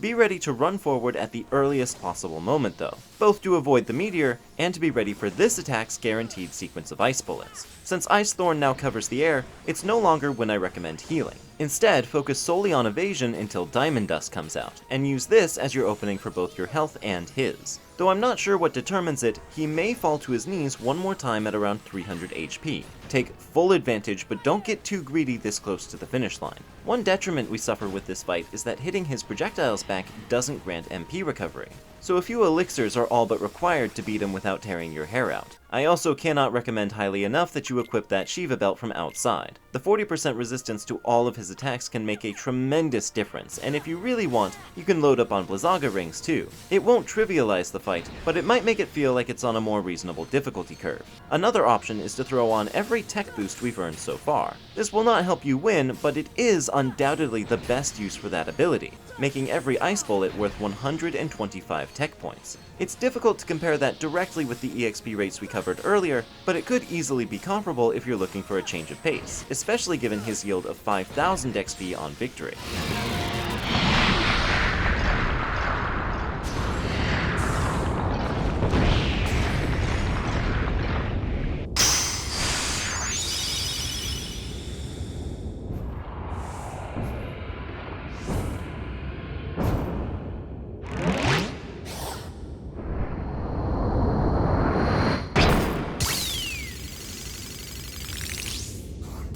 The real prize here, and the reason I targeted this super boss first, is Diamond Dust, one of Sora's ultimate Keyblades. It has the lowest strength of any keychain we've collected, tied with the Kingdom Key, but it's the only one to increase our magic by 3, attaining us Sora's maximum possible MP stat. It also has these sweet particle effects on a swing even without landing a hit, so it's got extra style points to boot. The name, shared with Hydros' DM, comes from Shiva's signature attack in the Final Fantasy series. On the subject of name origins, I want to confess that though they are the official names of the Titans in extended Disney material, Hydros and Lithos are never named directly in this game nor the movie Hercules. I once tried to match them up with some of the ancient Titans in Greek mythology, figuring ice was Oceanus, lava was Hyperion, wind would be Typhon, sometimes described as a living storm, and then the Rock Titan and the Cyclops guy sort of encompass giants and gigantes and Hecatonch Ares and all other manner of earth-shaking colossi, which may indeed be the case, but their official names come from an unlikely source.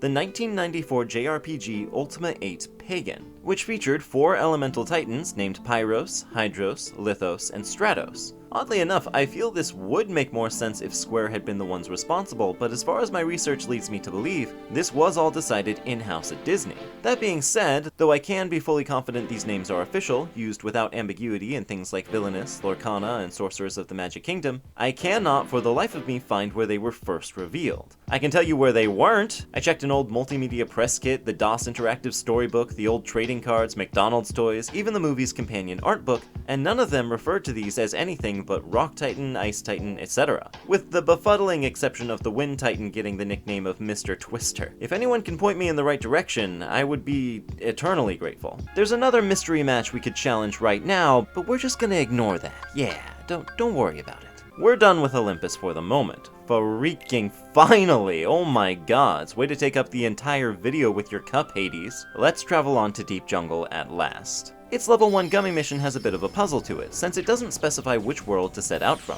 You might not immediately think of taking the orange warp to give yourself access to more points. Its level 3 mission requires us to use only the slowest weapon to defeat 55 ships. I recommend throwing on as much shield and armor as possible and face tanking everything as you blast away, for which we get Cerberus? Why would this not be the Olympus reward? What on earth? Nothing has actually changed about the jungle, apart from the Heartless of course, including the baffling decision to remove any spawns from the climbing trees, rendering these elaborately overprogrammed flowers officially pointless. My favorite alteration is in the cliffs, where a horde of the usual suspects will spawn on the ground, but if you try to escape them by climbing to the upper ledges, the area gets flooded with green requiems, and now your life is so much harder. Feels like a bit of a joke at your expense. But while the world is largely the same, we've changed significantly. We learned the limit Ragnarok for defeating Riku, Ansem, and Hollow Bastion, one of the strongest limits in the game for the sheer amount of projectiles it can fire, every single one equal in power to Thundara. It does, however, carry 3 significant balancing factors. Unlike other limits, this one can only be used when Sora is locked onto something above him,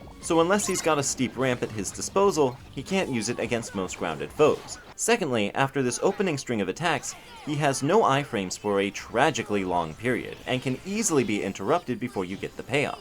And lastly, the timing of your triangle press on the command impact makes a significant difference. If you're too early, you'll only fire 10 projectiles. You'll fire 17 if you wait a moment longer, and there is a tiny sweet spot at the very end of the animation with this flash where you'll fire 25. Though we had access to this tool in Olympus, I struggled to find a good application for it. The projectiles simply aren't consistent enough given the cost and the risk. But it gets its time to shine here in the treehouse, against our old friend the Pink Agaricus. At long last, with the most possible MP, Eroga, and Ragnarok, it's possible to land 100 hits in a single stop. Load up your fellas with ethers, equip Slapshot and Combo Plus, cast Eroga on yourself and only yourself as hits from your allies' shields will count negative, then cast Stop and get to work.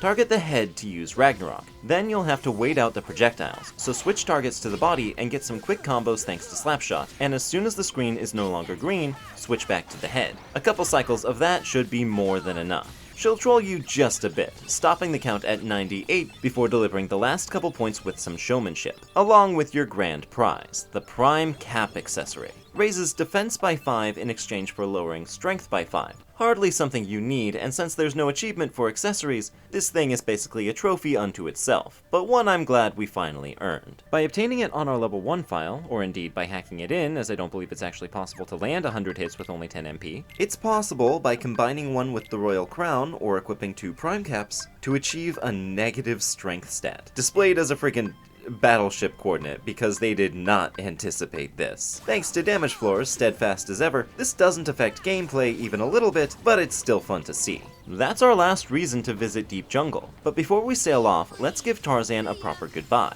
Every party member in this game has callouts for when they assist one another, which leads to a ton of voice lines I doubt the majority of players will have heard. And here are Tarzan's. Sora, Donald, Goofy! Thank you. Likewise, all 3 of the main musketeers have unique shouts for each world-specific tag-along. Tarzan! Tarzan! Tarzan! And finally, I want to show off their revival animations, because each is a delightful reference in their own right. Tarzan's in particular makes for a fitting farewell, because he beats his chest just as he does at the very end of his movie.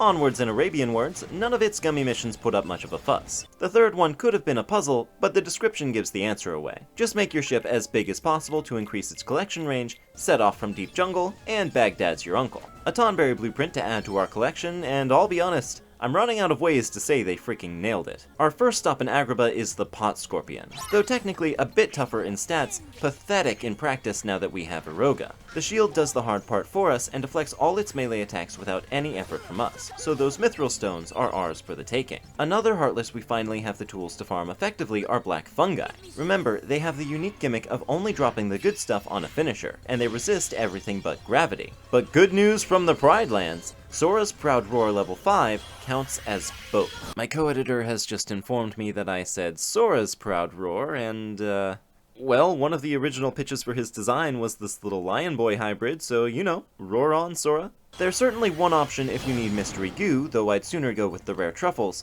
but they are the only source of mystery mold. You don't need the mold for anything, it's solely for resale purposes, but it is the best item for that sake, selling for a whopping 3,000 money. Oddly enough, in the original version where everything was cheaper but everything sold for less in exchange, the mystery mold sold for 9,999 money, the only thing to depreciate in Final Mix. I imagine this is because there's more of a point to late game money in Final Mix with Orichalcum on sale, so they wanted it to be a little tougher to earn. Carpet really wants our attention in Aladdin's house, and we can accept his request and ride out to the desert. So, Master, what'll you have for Super Boss number 2?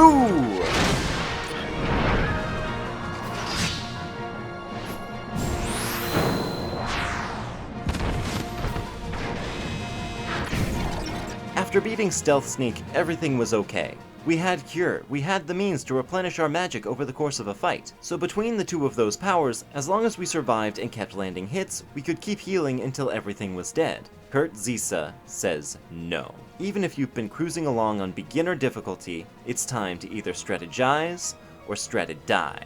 You know, I write these scripts for a living. Kurt Zisa will commence every fight by casting Silence on the party. Silence is a new status to us in KH, but a deeply traditional one from the realms of JRPGs. And in Final Fantasy, its effect has always been the same. It outright prevents the use of magic. Every spell we've gained throughout the worlds, and all our summons, moot. Or mute, I suppose. Items are still fair game, but hardly a long-term solution. Kurt Zisa channels the spell with these magic orbs in his hands. If we destroy them, we'll get access to our magic back. The trouble is surviving his massive swords while trying to destroy the orbs with only melee tools. Luckily, like Ice Titan, he comes in phases, and his first is quite manageable. He'll attack in a fairly consistent cycle of leaping across the arena, dash and slashing towards his target, and using his windmill slash. He leaves enough room between each of these to roll in, get a combo, and roll out. And he's even considerate enough to drop HP and possibly some healing items when you destroy an orb. But there's another way to sustain yourself here. There's a brief window when the fight starts where you can use your magic before Silence is fully cast. And if you're quick enough with the menus, you can bring Tinkerbell out for some much appreciated HP. If we had to fight this guy solo, this would be a way tougher fight, but as it stands, this isn't gonna be too bad. In fact, I think Kurt's a clear pick for easiest super boss. Once you bash his balls, he'll collapse into a heap. I mean, wouldn't any of us? And only his snake head will be left to defend his HP bar. It has this strike attack, but like many such things, as long as you keep mindlessly throwing out air combos, you should be able to parry them without much trouble. Once he manages to get himself back into sorts, he'll start playing dirty in a new way, casting Reflect on himself. Another classic RPG status, though in most of its source games, Reflect bounces back all magic damage. Here, it's a barrier which is immune to physical damage, but vulnerable to magic. This vulnerability is unlike anything else in the game, taking a set amount of damage from every element regardless of stats or magic tier. I gotta throw another thank you onto Nick McSlyton's heaping pile of them for working out the particulars. This shield will take 3 damage from fire, 12 from blizzard, 18 from thunder, and 30 from gravity. It has no vulnerability to arrow, but these Firaga bombs Zisa throws out in this form can be deflected into the shield using a Roga, and those do 18 damage. The only other attack you should see in this phase is Sandstorm, which is a bit tricky since it has a remarkably subtle telegraph and is all but guaranteed to hit you if you're moving. But the tell here is when he stops moving, at which point react in turn and roll out from within the tornadoes before they close in on you. Similar to his Silence form, Kurt Zisa is considerate enough not to leave you twisting in the desert wind, and will drop a load of MP if you try to strike his shield physically, in addition to the Firaga bombs being a decently reliable source of damage. But on the whole, Reflect form is a lot less intimidating, and you may even choose to build up an MP reserve if you're really worried about the rest of the fight. Blizzard is by far the most cost-effective damage dealer, and once the barrier shatters, he'll again crumple to the ground.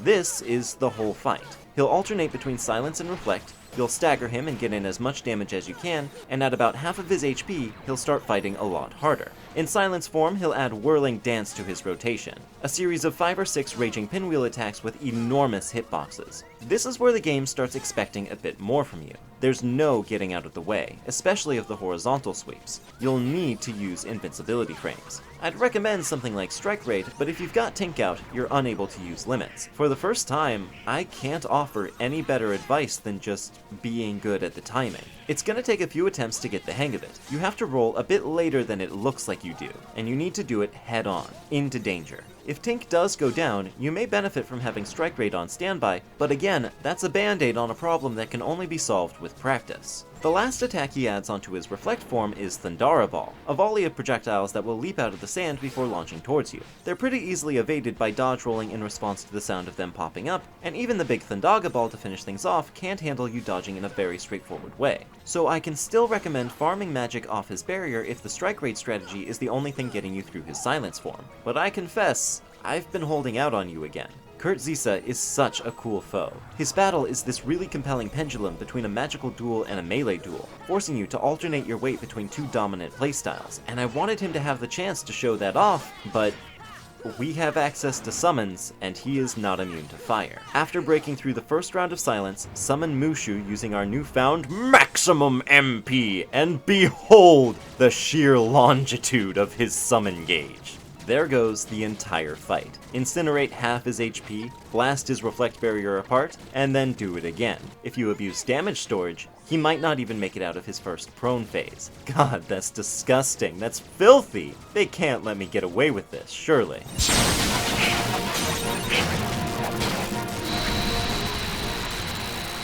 Kurt Zisa is a fan favorite enemy for good reason. He has an amazing design that's equal parts fun to admire and intriguing. What's with these otherworldly robotic noises accompanying many of his attacks? What's this diamond in his mouth that only appears when he's staggered? What are these Arabian-looking runes accompanying his magic? They don't seem to translate to anything. He's a great send-up of many Final Fantasy super bosses that lock down certain options. And he comes with some cool Kingdom Hearts cultural lore. He was one of the few foes not present in the original Japanese version. And in 2002, during the process of localizing the game, Squaresoft ran a name and game sweepstakes through their website, and one Kurt Zisa from Medford, New York was the lucky winner, out of over 11,000 entrants. Obligatory reminder not to seek out or try to contact him. He's not a public figure, just a guy who entered a contest. But it's one of those things the whole community can rally behind as equal parts nice and neat. 2 rewards for his defeat, Zan Tetsuken, and an 11th entry in the Ansem report. The first is another finisher with a 30% chance of going off, but easily the most worthwhile of them. It deals gravity damage at a flat rate, uninfluenced by magic or strength, to the tune of 250% of an enemy's HP. More than enough to one-shot any regular Heartless. The name comes from a recurring weapon and skill from the Final Fantasy series, most notably used by the summon Odin with the unique ability to inflict instant death on susceptible enemies. Clever. Ansem Report 11 details a little of what we've already gathered to be true about Gummi blocks, the boundaries between worlds and the Heartless, but then takes another sinister turn. He seeks the hearts of all worlds, and a Keyblade wielder stands to obstruct that quest. So, hypothesizing a connection between Princesses of Heart and the Keyblade, he casts a young girl from his world into the oceans between in hopes that she will lead him to the Keyblade wielder first. In the year 2020, a game called Kingdom Hearts Melody of Memory released, a rhythm game which is nonetheless canon to the overall series, complete with new cutscenes which advance the story. Without spoiling the context, one of these scenes was a flashback depicting the events described within this report, and I don't feel I'd be out of line to show it here. This world will be engulfed in darkness.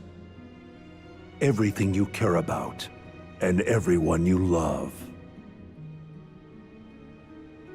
If you truly possess the power of a Princess of Heart, your heart will resonate with the Keyblade wielders, and I believe you can lead me to that wielder's world. That is the only possible way to save ours. You see, this is more than an experiment. It's hope. Your task will be far from easy.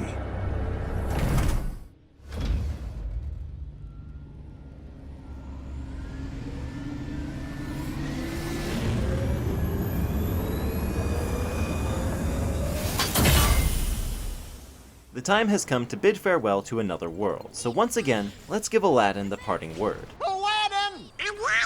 Aladdin! Goofy! Donald! Sora! Thanks! His KO pose is an exact match for this moment after the Cave-In of Wonders, and when he gets up is from the conclusion of a whole new world. Monstro's next, and in a merciful reprieve, he has no Gummi missions. Makes sense, it'd be hard to balance around the possibility of him being on either the upper or lower route, but there's actually quite a bit Monstro doesn't have. In fact, apart from the White Trinity, the only reason you might want to return to his Technicolor Gullet is for the Grand Ghost and his Frost Stones. I'll reiterate that we need a total of 7 for all the synthesis we want to do. You'll no doubt have gathered a number of Megalixirs from chests and Trinities throughout the later worlds, and honestly, there's very little reason not to burn them on this guy, since a Mega Potion will work in any situation where you need to revive both allies, and there's not really any call to restore their magic. Still, I'd understand if you want to hold on to them and just use elixirs on this guy. Either way, the most consistent means of farming either item is from rare truffles, but Rabbit's Garden may do for elixirs if your keepy-uppy skills need as much work as mine do. Monstro does have one interesting characteristic post-rescue. His Heartless spawns will change entirely each time you leave and re-enter. On one visit, you might find bandits and fat bandits, but on another, power wilds and bouncy wilds. Essentially, each time he swallows you, one of 3 pools is chosen at random. One with monkeys, one with bandits, and a third with pirates. Within the lore, I suppose it's based on which world he was most recently swimming by, which implies, indiscriminately destructive force though he is, that Monstro may be assisting us in our war against the Heartless, swallowing up the dark foot soldiers wherever they lurk. Alright, we've held off long enough, let's do the alternate cutscenes. To refresh, you can nope out of Monstro early and get to Neverland by completing the other worlds, but in terms of the narrative, doing so kind of sticks Riku on a path, and detouring off of it to take care of some unfinished business with this puppet wouldn't track very well. But as usual, the writers are way ahead of us, and if you do return, you'll find this. But Sora, I thought you liked games. Or are you too cool to play them now that you have the Keyblade? Riku, is it really you? The rest of the scenes are cut just as short, if not removed entirely like this one between Riku and Maleficent. He simply doesn't show up during the first fight with the cage, and when he does pop up again in the Give Me Back My Son scene, he is completely silent. Finally, when we reach the stomach... Wait! What are you... What? You don't remember your best friend? Liar! You're not Riku! Pinocchio! Pinocchio! The rest of the scene plays out about the same. After beating Cage 2, Sora does not call out for Riku, and of course, we don't get that scene aboard the Jolly Roger since in this timeline, we'd have already seen it. It certainly lends an odd feel to proceedings, all of the narrative weight replaced by some sort of phantom, or perhaps replica. But I also enjoy it for the way it cuts to the heart of this world's irony, that Riku, so dismissive of this puppet and its right to exist, is blissfully unaware of just how many strings he's rocking. We don't know what this imposter Riku is, these events likely aren't even canon, but some sort of marionette sent to taunt Sora seems as good of an explanation as any. There's no one within the big beastie to bid farewell to, so let's keep on swimming over to Atlantica. Though we're done with Monstro, he may still make his presence felt. Atlantica's second and third missions are for obtaining high scores while not destroying any objects or collecting any items respectively. Not especially hard to do, just set off through the orange warp and go to town on the million ships within. Not picking up any items sounds hard, but the target score really isn't that high, and then you can stop shooting. However, if Monstro is on the lower path, he has a 50% chance of popping up and rendering your attempt at the mission null and void. There's no way to relocate Monstro without starting over, so just be aware of the possibility. We can pick up a Diablos print hanging out in the lane, in addition to finally rounding out our trio of Magus Sisters with Mindy, and Pandemonium for completing all 3 missions, named for a location in Final Fantasy II, but the design is a tribute to the Pandemona summon in 8, the one with the giant vacuum pouch. I mentioned Wonderland had changed the 6th most of any world, and I have the full list, here it is if you're curious. Atlantica would be at the bottom were it not for the wood, earning this visit not for any functional reason, but because I want to mention 2 things. One is pretty silly. It's the Pink Agaricus. Apart from Olympus, Atlantica is the only world without its own rare Heartless, serving the anomalous double duty with Deep Jungle, which already had black ballades to itself. I've seen it theorized that this location was Pinky's original base of operations, as it were, which would make some sense. Most of the rare guys seem to be thematically appropriate to their world, and The Little Mermaid being so much of a musical that its showstopper is the field theme, the Dancing Heartless fits here. Then, the theory goes that they added it to Deep Jungle once they realized it wasn't actually possible to defeat using underwater combat. I guess I buy that, but it got me thinking, I don't think Deep Jungle was originally planned to have the Black Ballade either. The Sniper Wild would be the obvious choice to put in the jungle, and if anywhere is the home turf of prismatic melodies, it's Traverse Town. I further suspect that these two were swapped because the Ballade minigame would have been way harder in the dark. But they really should have put it here. It's just about the only one that wouldn't be any harder while swimming. If I ever end up at Square's headquarters in 2002, I'll get this sorted out, I promise. My other point of note is a certain Little Mermaid who got absolutely Esmeralda'd. Why on earth Ariel is not a Princess of Heart is beyond me. I understand slots were a little tight. Atlantica's function as an optional world may have prevented it from serving a story-critical role. We probably wouldn't have gotten to use her as a party member if she had the role of getting captured, but how cool would it have been for her story if she spent the whole time wishing to see other worlds, and got exactly her wish in the worst possible way, just like Riku. God, that would have been sick. Also, yeah, you can talk to her to get access to the party member just like Jack. That's my mistake, that's my bad. Well, Ariel, for your sake, I hope the dream of venturing to other worlds on your own terms is still alive. In the meantime, it's now tradition. Give us the last word on Atlantica. Ariel! Ariel! Donald! Goofy! Sora! Thanks! Her revival animation couldn't be easier to place. It's practically the centerpiece of Under the Sea. Such wonderful things around you. What more is you looking for? Oh god, oh please, no, Halloween Town, please don't make me do a mission using only the best weapon in the game, please. Anything but that. The Ixion is based on this lightning unicorn summon introduced in Final Fantasy X. Okay, these have got to be the result of people on the development team screwing around with the Gummi Garage, right? And they put their builds in as Easter eggs, right? Halloween Town promises to be another short visit. We'll first check in on our old friend the Chimera, another of our rivals to fall and fall hard to the wispy tendrils of Aroga. Simba pulls double duty, eating Dibs and Gordy to get him out of the way, and his roar can delete the Chimera's shell and his gargoyles. But Aroga is still the star, now automatically bouncing back the poor guy's heads, completely kneecapping any threat he might once have posed. On this stroll through memory lane, wizards and dark balls will pop up in a decidedly rotten coat of paint. Love to see that extra effort since their original textures would have fit just fine, and I especially like the stitched together look the wizards are rocking. Makes me glad we stopped by. It's also kinda chill. Guillotine Square is devoid of enemy spawns, so we can kinda kick back and take it in one last time. Jack, would you do us the honors? Jack! Donald! Goofy! Sora! Thank you! For his revival, it looks like he just starts belting out "What's this?" This looks like fun, oh could it be I got my wish? Last on the second ring, of course, it's Neverland, and figures the Flying World's Gummi missions would be on the meaty side, 2 of which task you with starting at Olympus. Just don't get twisted around on the map. That is a right turn out of the purple warp hole. The second mission's no problem. Just make sure one of those 100 gummies is a shield G and the rest is cake. But it gives us a functional gummy as a reward, the Drill G. This one's funny and leads me back to the subject of the difficulty select. It probably has a bigger bearing on gummy travel than it does on the base game. Compared to beginner mode, while on Proud, the gummy ship takes 8 times the damage and deals a 1/6, and still manages to be a cakewalk. But by far the funniest difference is the Drill Gummy. It deals a base 35 damage. Compare that to Thunder G's base 50, and you've got something pretty worthless on your hands. However, in beginner mode, it has a power of 9,999, and you still have no reason to use it because why would you want a melee weapon in a rail shooter? As for Mission 3, it turns out 10 blocks is still enough to put on the max number of meteor lasers and an Asunaji to effectively carpet bomb the route, and find out that these individual trackers for building score max out at 999. Everything still counts towards the total score though, so it's just a novelty to see the number turn red. Our prize is Gilgamesh, named after one of the most recurring characters in Final Fantasy, the only one who could give Sid a run for their money. This blueprint is evocative of his Final Fantasy VIII design specifically. Gonna start off with perhaps the strangest post-rescue change of all. There is a table in Hook's cabin featuring a big goblet and 2 little goblets. It wasn't there before, but it was in the movie, albeit without the cups.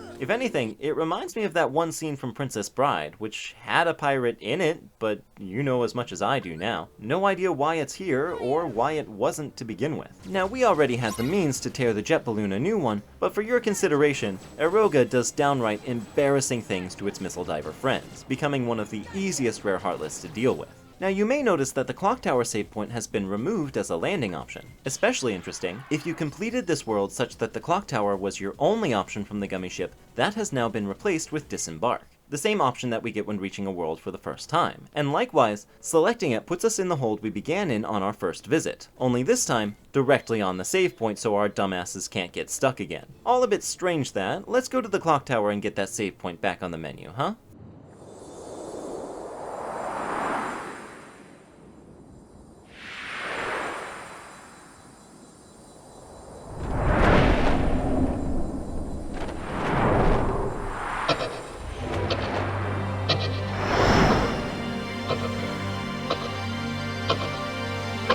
Phantom, simply the most frightening Heartless in the game. He is effectively the Grim Reaper, wielding death itself as easily as we do our Keyblade. He'll begin every fight by casting Doom, another unique status ailment hailing from Final Fantasy, but this time, one of the most notorious. A 12-second countdown appears over the head of the afflicted, and when it reaches 0, this Phantom Thief will steal their heart. Unlike the incapacitation we've seen our party members weather time and time again, this is game over. Their health bars disappear off screen, they're no longer targetable with cure or items. Phantom even drags the empty husks around with him so you know what he has in store for you. The only way to revive them is to take back the stolen hearts, a task which will be complicated significantly by the fact that Phantom doesn't take damage. He is an unprecedented opponent in the face of everything we've overcome, and requires an exacting approach. I swear, this asshole must have been working off commissions for the Player's Guide sales. It's not impossible to deduce what you need to do, but it was a lot more than I could handle as a kid.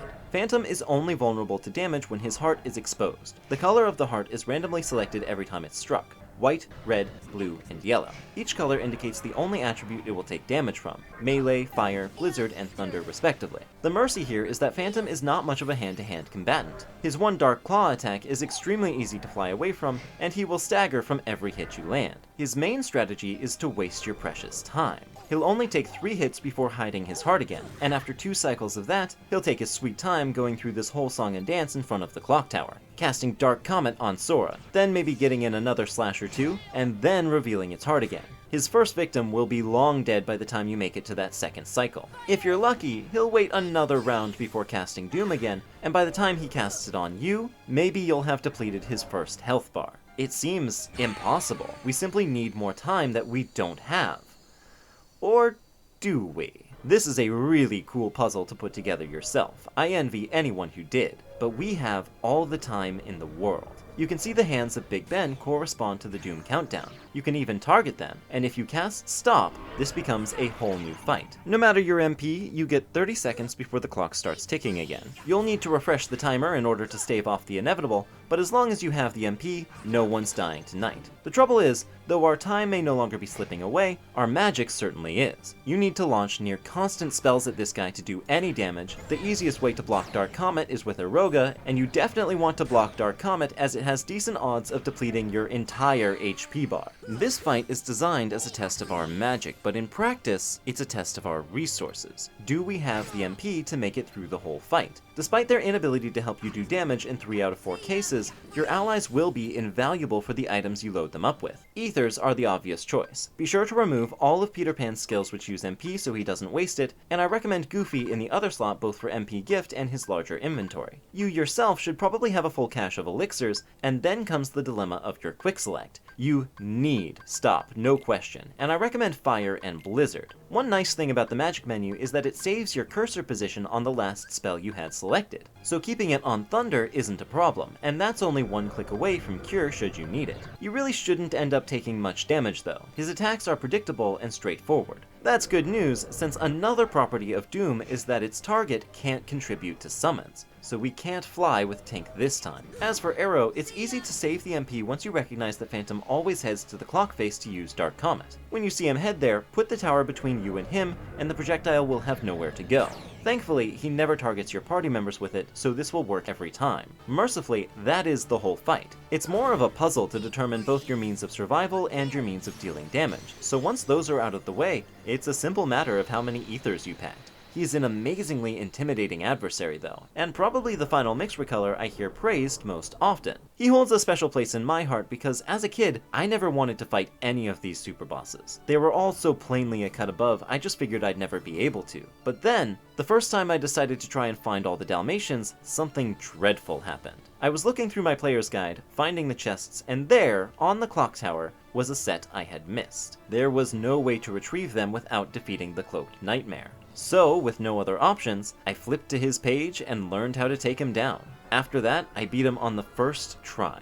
I was thrilled to get the puppies, but the greater prize that day was learning how powerful knowledge can be in the face of a challenge that feels bigger than you. It seems I can trace back a lot of what I do here to this one enigmatic boss fight. For defeating him, we attain 1 more Power of Time, our final upgrade to our final spell. Stopka isn't the most glamorous upgrade. Once again, it's just a boost in range, and a much more incremental one than the first, but there is one new thing we can do now that we have it. If we speak to Merlin after mastering every form of magic, he'll give us the Dream Rod, a somewhat baffling reward. I think its only real value is sentimental, since I can't say I've ever gotten this staff before Save the Queen. You need to all but finish the Hades Cup to get the rest of the Magigas, and once you've done that, you've already cleared the way to doing the solo challenge. Going out of your way to get the Dream Rod first wouldn't even help because Donald can't join you. So while it pains me to say it as someone who picks it at the start of every playthrough, the Dream Rod is merely a novelty to be found here in the real world. Or if you just didn't want to do the Hades Cup solo, that's valid too, that's chill. The clock tower has been returned to its peaceful state, and that is all there is to Neverland. Peter, I know you especially don't like goodbyes, but nothing lasts forever, so if you will.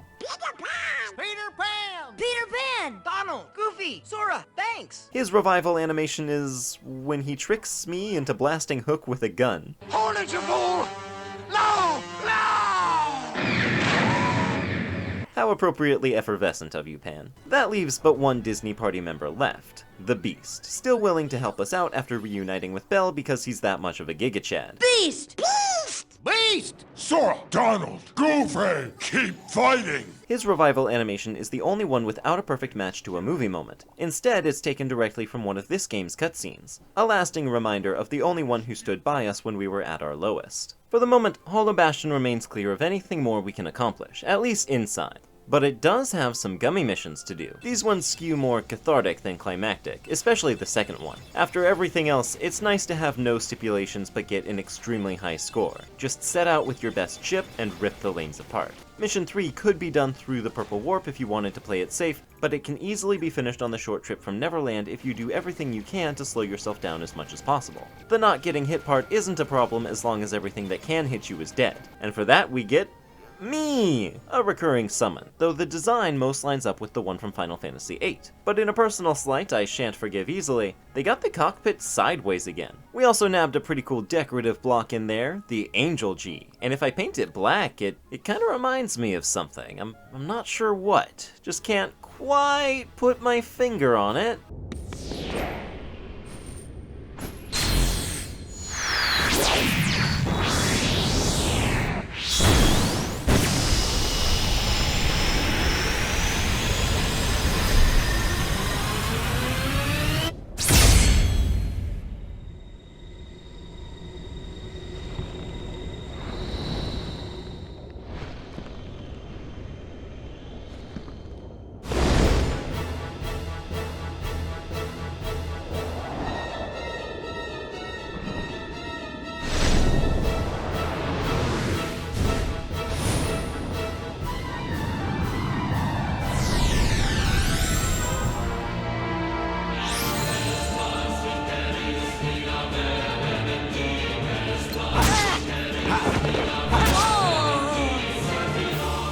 Sephiroth was the final boss of my childhood, the foe I thought I would never overcome, the most powerful I had ever faced, and he's still pretty high up there. Fighting Sephiroth is a truly humbling experience. In his first phase, he only has 3 attacks. He walks towards you in no hurry. He's not even trying, and yet, he will make you question how you ever got this far. There is no such thing as being over-prepared for Sephiroth. Grind to level 100, visit the last world, and synthesize everything the Moogles can cook up, and it will still not be enough. There is only one thing that works against him: math. Sephiroth's speed and unpredictability are his greatest assets, but he's working off of some pretty basic script, a flowchart of sorts. At the start of the fight, he's in his most basic state, and he can use only 2 attacks, Slash and Blade Dash. His sword, Masamune, has ludicrous reach, and he swings it faster than should be physically possible, which turns what should be pretty clear-cut hitboxes into these nebulous flashes. But they do leave a consistent opening to the upper right side of Sephiroth. If you jump or glide to this general position, his slashes can't hit you. You'll notice I'm using Lionheart here, not just because it's kinda apropos, but because reach really counts against such a small target. So far so good. The problems start arising pretty quickly when his third attack, Flare, rolls up to the party. These 3 columns of fire have no blind spot and virtually no telegraph.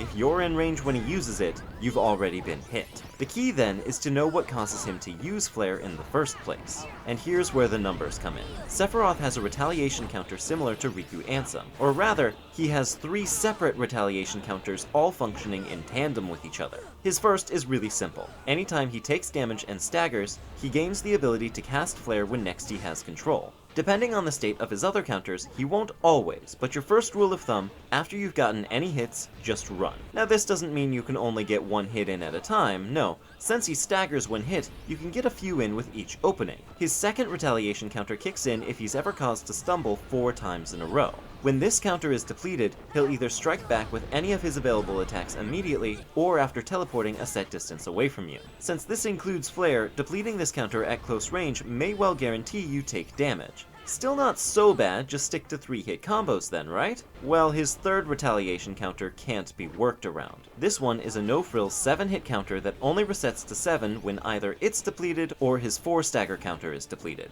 This retaliation is identical to the prior one, and as such, there's no advantage to depleting one over the other. Now, those second 2 counters can interact with the first in one really deadly way. If you trigger the 4 or 7 count, it's possible that he'll use Flare as a result of the first retaliation, and then any of his 4 possible actions as a result of the others. This can even lead him to use Flare twice in a row, which is diabolical. This is all starting to sound pretty bad, but hey, maybe you can still get into a rhythm and just accept a hit now and then. Until he casts Flare anyway, because he has a 4th counter ticking down regardless of whether or not you hit him. He gains the ability to cast Flare after he's used 4 sword attacks, and he can do so within frames of his slashes. If you're noticing that he seems to be using this attack completely out of step with any of his retaliations, this is why. Now, don't feel the need to count his attacks. With everything else you have to keep track of, there's no need to melt your brain, and he's not consistent either. Sometimes he'll use it after 5 attacks, or 6, I've even seen 7. The important thing is that as long as he's used less than 4 attacks since the last time he used this counter to cast Flare, you're in the clear. This can be a little confusing, since this one functions independently of all his other counters, so he could very well use Flare from counter 1, then use it from counter 2, then after 1 sword attack, use it again because of counter 4. So I like to do what I call letting Sephiroth burn himself out. After getting a series of 7 hits, simply avoid all his attacks and don't close in until you see him use counter 4. Now he'll always follow up Flare with another attack, so let him and begin your combo. Ideally, you should get into a pattern of 1-2-3 retreat, 1-2-3 retreat, 1-2. This will give you the most hits and most combo finishers between retaliations, and if he doesn't retaliate with Flare, nearly assure you can parry. Then let him burn himself out and repeat. That's all well and good, but what about dodging Flare itself? Sephiroth, you've beaten me.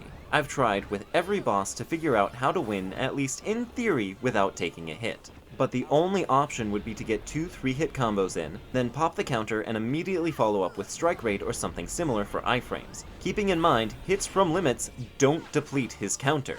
Given how expensive limits are, the only practical approach is to eat the hit and heal it off, effectively doing what Phantom did, putting a strict resource requirement on this fight. Every MP counts because you will take damage. Once again, I cannot recommend EXP0 highly enough. We can't take much advantage of damage storage since he's immune to everything, but it provides us with a damage cap that will prevent him from killing us in less than 3 hits. On a regular file, Leaf Bracer is your saving grace. Use it to phase directly through hits, really get a feel for the timing of its iframes. This is how you're going to survive when your entire screen is on fire. On level 1, while Leaf Bracer isn't available, you have the advantage of Cure restoring your entire HP bar. More to the point, you can heal off 2 hits instead of 1, so just take the 2 hits from fire, then jump over his head and cast Cure in relative safety. Repeat this process for 600 HP and congratulations, you've made it to the second phase. Sephiroth has put both hands on the controller. He'll always kick this phase off with a brand new attack, Heartless Angel.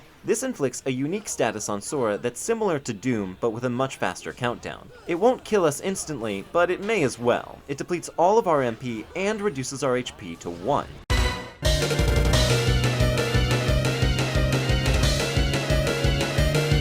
If you get hit by this move, the only reasonable response is to pop an elixir. You can prevent him from casting it simply by hitting him during its animation, which isn't too tough since he always appears within a certain distance before pulling this out. Simply dodge roll to close the space and you should be okay. If you're not, hit him anyway and retreat. This will lock him into using Flare and give you ample time to refill. That's his only new attack for the moment, and his counters all remain in place. The main difference is that he is now far more mobile, running and teleporting around the arena near constantly. Your openings for dealing damage haven't really changed, but you will be missing a lot of your shots from here on in. My first instinct was to hug the arena's edge to mess with his running, but that didn't pan out super well, as it turns out his teleports were actually easier to counter. They may psych you out at first, but luckily for us, Sephiroth is very anime, and he can't ignore his natural instincts to teleport behind you. If you jump backwards whenever you see him teleport, it should land you safely out of harm's way, and ideally in range to land a few more hits. The other supremely long wrench he throws into matters is Wild Dance, essentially Ars Arcanum but pointed at us. A 15-hit combo attack that pursues you relentlessly and leaves him invincible the entire time. You can block the entirety of this attack by spamming guard, which may save you some precious MP, but the surefire strategy is to use Strike Raid. Unfortunately, we're not dealing any damage here, but neither is he.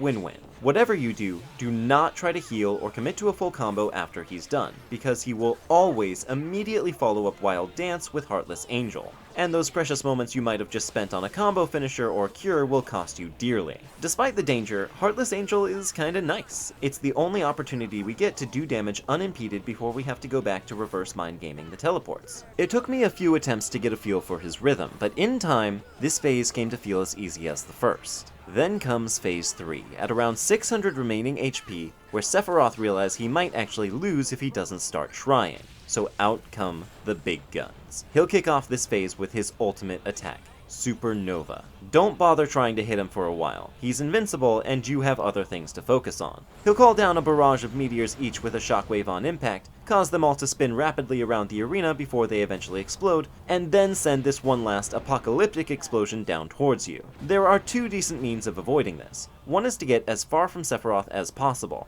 dodge roll through the outermost meteor, easy enough to do as it moves the quickest, and then roll forward the instant the big ball touches the ground. The other, a bit sillier, is to play Ring Around the Rosie with the innermost meteor and scoot behind Sephiroth to get away from the big explosion. That was the easy part. Phase 3 is a completely different fight from Phases 1 and 2, designed to make you panic and start flailing, and you know what? It works! Sephiroth will summon Dark Flares with nearly every action he takes, devastating hitboxes that will feel like they take up the entire battlefield. He has one attack, telegraphed by this voice line, Calm, which will summon a ring of them around Sora and then close in on him. But keep calm, none of these purple pimples moves that fast. And no matter how they're spawned, avoiding them is a simple matter of either jumping or moving the opposite direction.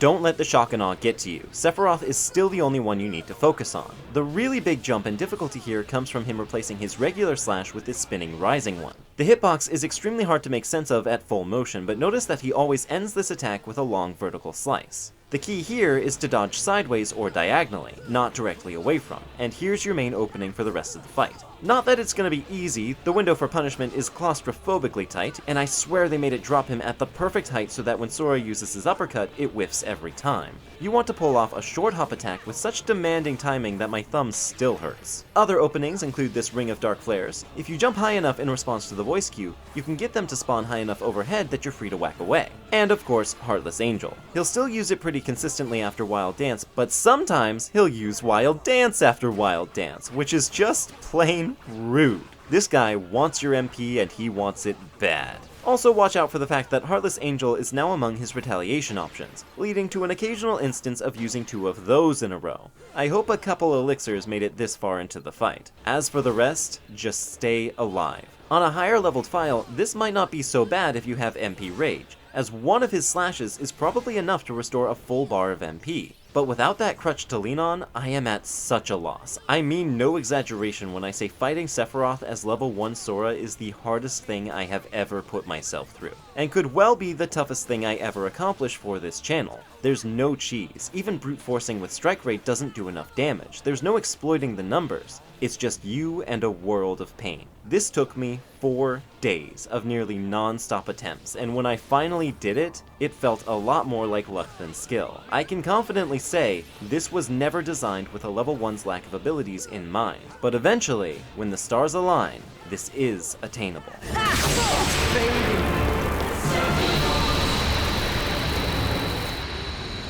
So, who is this guy and what is he doing here? Sephiroth likely needs just as little introduction as Cloud does, hailing from the same game that practically defined the international view of JRPGs. But that's about as far as I can get without a few spoilers, so skip ahead about 1 minute if you somehow know nothing about Final Fantasy VII but hope to change that someday. Sephiroth has quite possibly the most brutally edgy backstory I've ever heard, including prenatal human experimentation and a childhood fraught with ruthless training and torture, all to produce the ultimate super soldier to be deployed by the military. Then, because obviously, he betrays almost every single character in the game, learns the truth of his existence, discovers the human race is killing the planet, and decides that the only real course of action he's got left is to wipe out humanity, which translates into using like a 50-stage final boss fight to deal with the protagonists. This fight was the clear inspiration for what we got here in Kingdom Hearts. Many of his moves transposed directly into real-time combat, with easily the most famous of them being Supernova, notorious in the original game for its 2-minute-long, supremely over-the-top animation.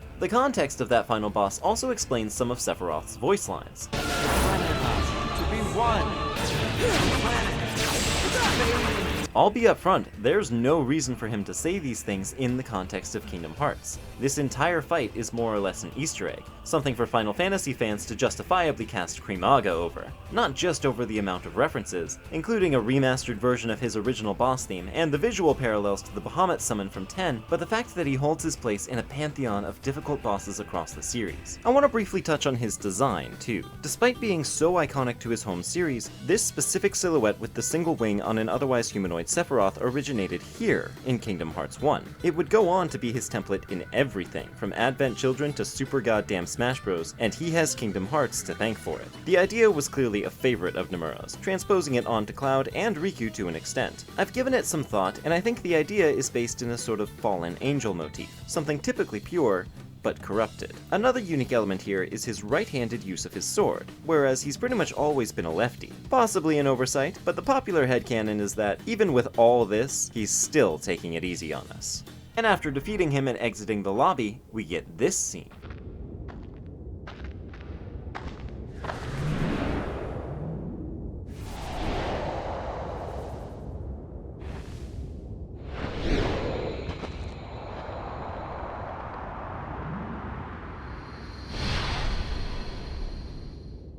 Pure and utter fan service, yet so artfully done. Even as someone with no nostalgia for these characters, I can only appreciate it.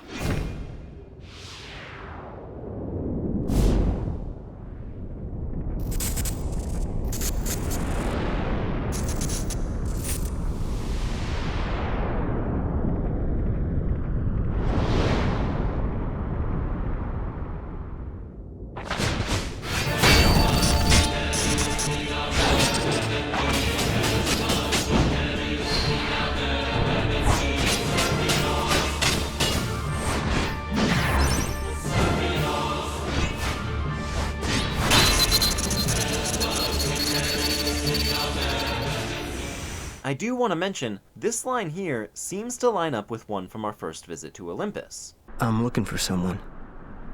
Hades promised to help. For defeating Sephiroth, we are awarded with a one-winged angel of our own, and Ansem Report 12. The one-winged angel is a very, very unfortunate Keyblade. Stat-wise, it'd make for a good joke weapon, like when other RPGs let you wield a squeaky hammer or something like that, but it seems like it was meant in earnest. The draw here is the absurd crit bonus. Critical hits landed by this Keyblade have the potential for obscene damage, which can theoretically synergize extremely well with Critical Plus and the variety of other combative abilities we've gained, but the problem is, by this point in the game, physical damage is already all or nothing. Bosses all have damage caps that would stop this thing in its tracks, and the enemies that'll die to it probably aren't worth the massive hit in MP. A difference of 5 from our most recent Keyblade. I love this thing's design. The particle effects on its swing giving the meteor up here a tail is kick-ass. The unique katana-inspired flourishes, it's a really cool weapon, but man, they did it dirty. If, on the extremely slim chance you fought your way all the way here on a level 1 file that, against the counsel of literally the entire internet, did not pick the Dream Rod on the outset, it is possible by equipping One-Winged Angel to bring Sora's max MP down to 0.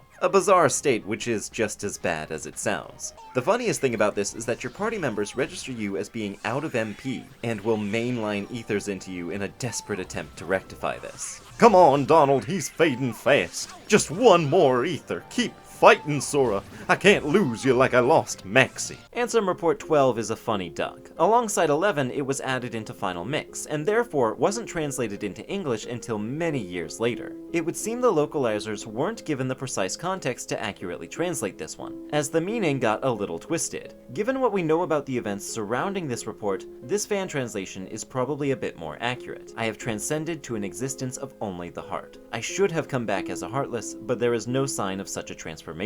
My body has surely perished. However, I am different from the other Heartless, keeping the memories of before, and I have not taken on the form of a Heartless. It is clear there are still many things to be studied. Cloaked Ansem is a peculiar being which defies a lot of what we know about how this world works, but don't let his own half-baked hypotheses twist things up. This is a Heartless in all but name, a heart consumed by darkness, wandering of his own free will. There may be a direct comparison to be made between the strength of a Heartless and the remnants of its old self. Sora held on to just enough of his memories to find his way back to Kairi, but was the weakest variety we know of. Ansem retained seemingly his entire mind, but took this feeble shell of a form that could just about mutter ominously until he took Riku's body to make up the difference. My own hypothesis is that this and the Phantom are a similar species. Heck, if you're familiar with later games in the series, the fact that Phantom has the ability to manipulate time may even be evidence of that. The rest of the report details a thing or two we're not super meant to know yet. I'll admit, I've done things a little out of sequence here. Though the fight against Sephiroth is available as soon as the Hades Cup is, we're not strictly meant to overcome it until we've done basically everything else in the game.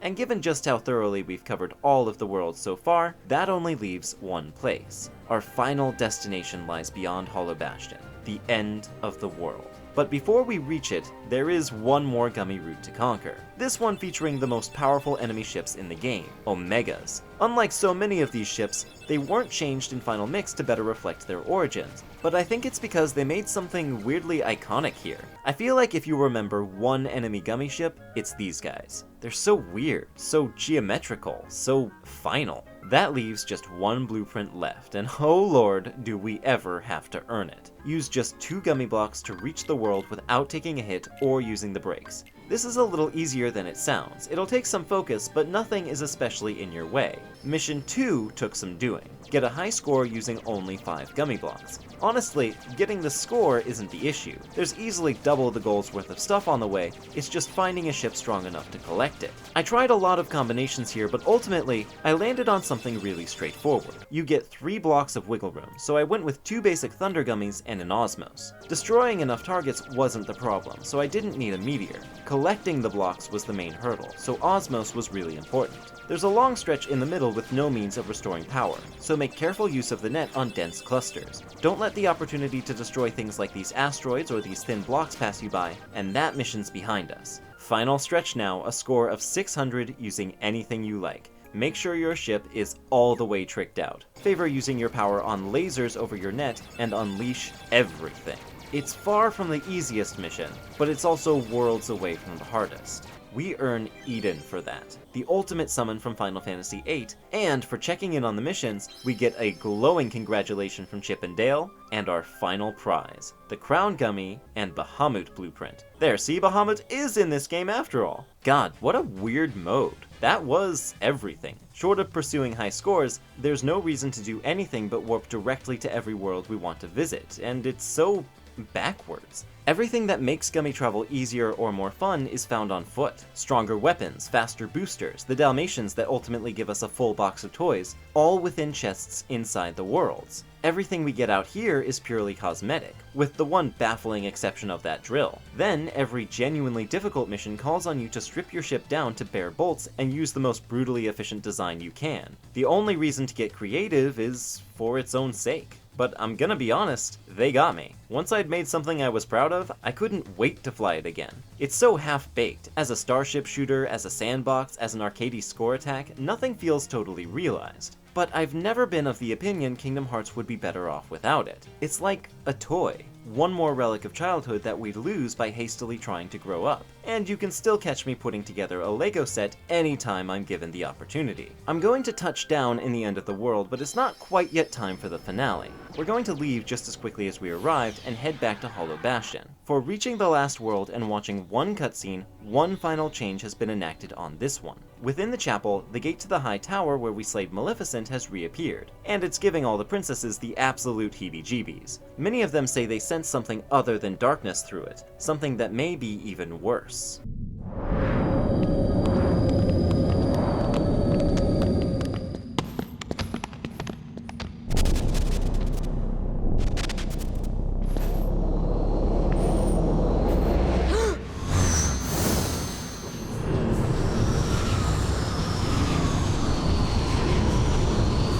Every line on screen here is one Sora has spoken throughout the game. No way anyone else was gonna do this. Let's match up literally all of them. Here we go. No, this huge black thing swallowed me up. Palpu fruit? So you're from another world. There's no way you're getting this. I'm so glad that you're okay, Kairi. The Keyblade. The Heartless? Second floor basement. Psycho Mantis. I wonder if I could find Riku and Kairi. She's not the one you're looking for. That's the power of the Keyblade. Now I finally know what you mean about strength of heart.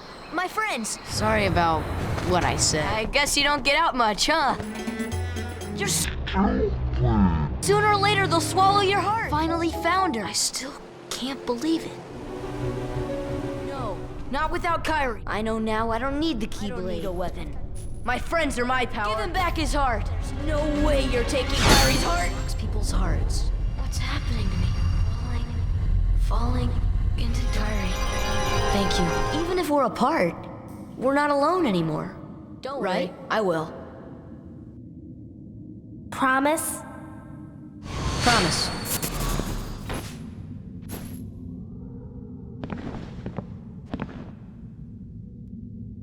Who are you?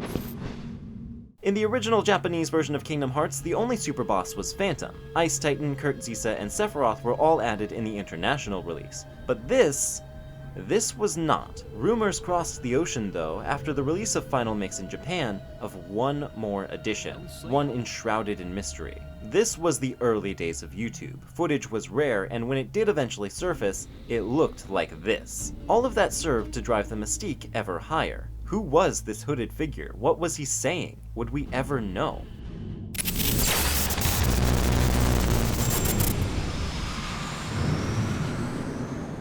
What's that supposed to mean?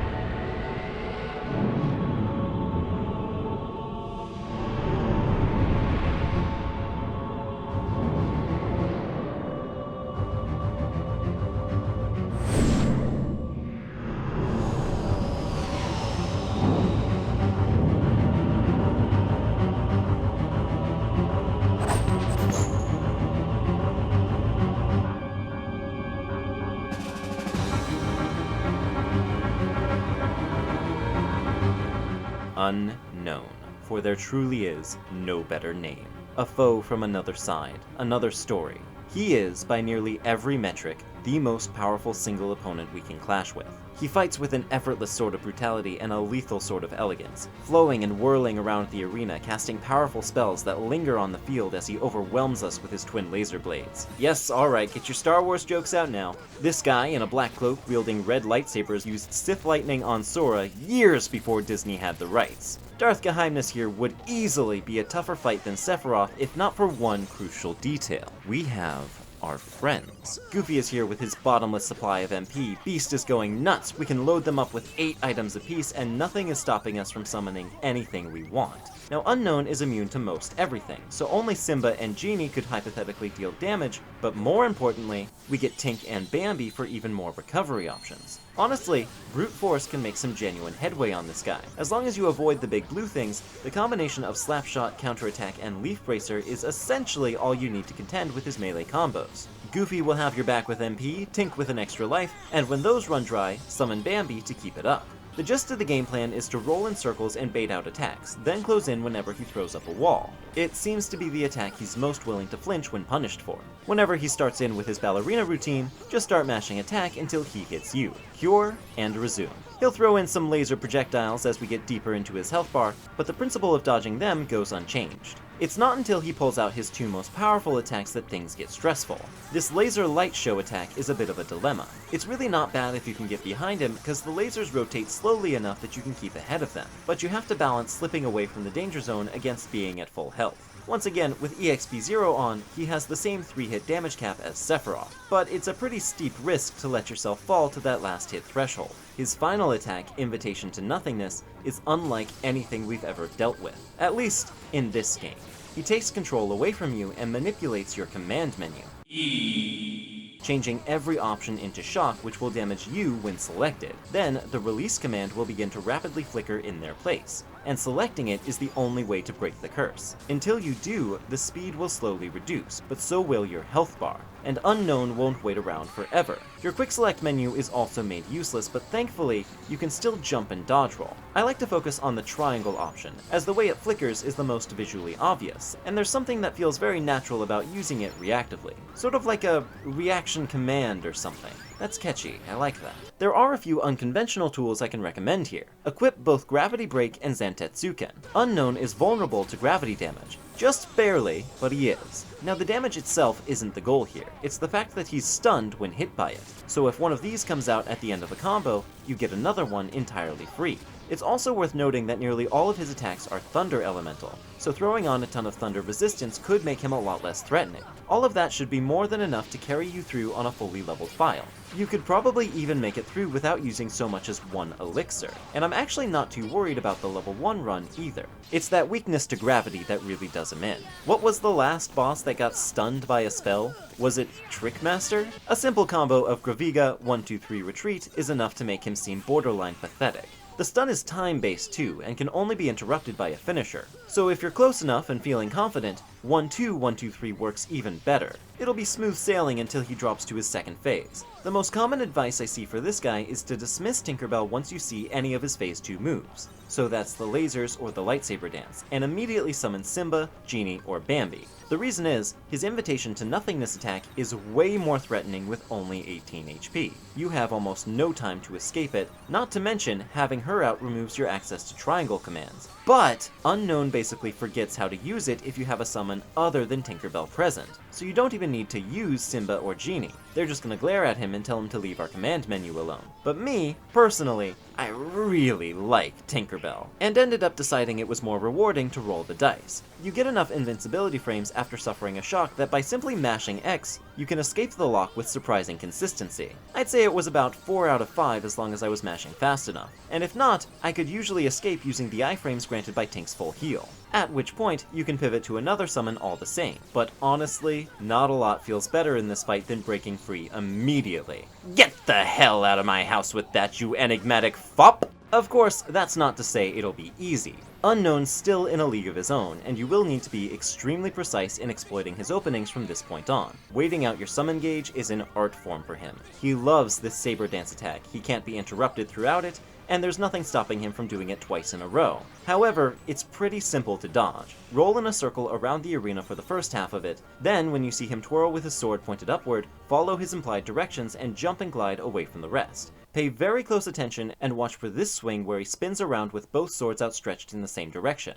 That indicates he's about to slide forward for the last time. When you see that, cast Gravity on him, and the hitbox should just catch him before he pulls anything else. He has other openings, but none of them are as consistent or safe. For example, whenever he enters this intangible cloud form and rushes towards you, you can jump over top of it and cast Gravity as you do. When he exits, he can use any of his attacks, so if it's the orbs or the wall, you'll catch him out and be able to follow up. I don't recommend going for this in Phase 3, as the red lasers he can do in this situation can be especially deadly. In general, you want to stay a good distance away from him, as all his lasers can be nearly impossible to dodge at close range, and that just leaves his nightclub light show. As overwhelming as it looks, you can basically stand still and heal if all else fails, but try your hand at threading the needle. It's easier than it looks, and it looks really cool. This took me a number of tries, but unlike Sephiroth, each failure felt like my fault. I took an unnecessary risk, I didn't realize my summon expired, I chose the wrong time to pop an elixir, but importantly, this one didn't feel like luck. Our mysterious foe came to test our skills, and it's extremely satisfying to prove them.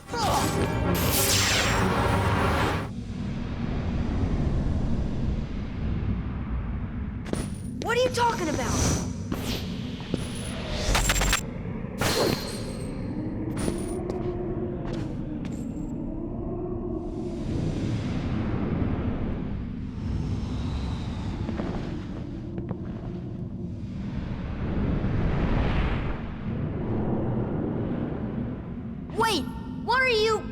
These scenes are the only ones added into Final Mix that got voiced. The reason none of the others were is that it'd be a whole thing to get all the voice actors back, and the original Final Mix had Japanese text but English audio, so they avoided the headache. This scene gets to sneak through though because all of its lines are reused from elsewhere in the game.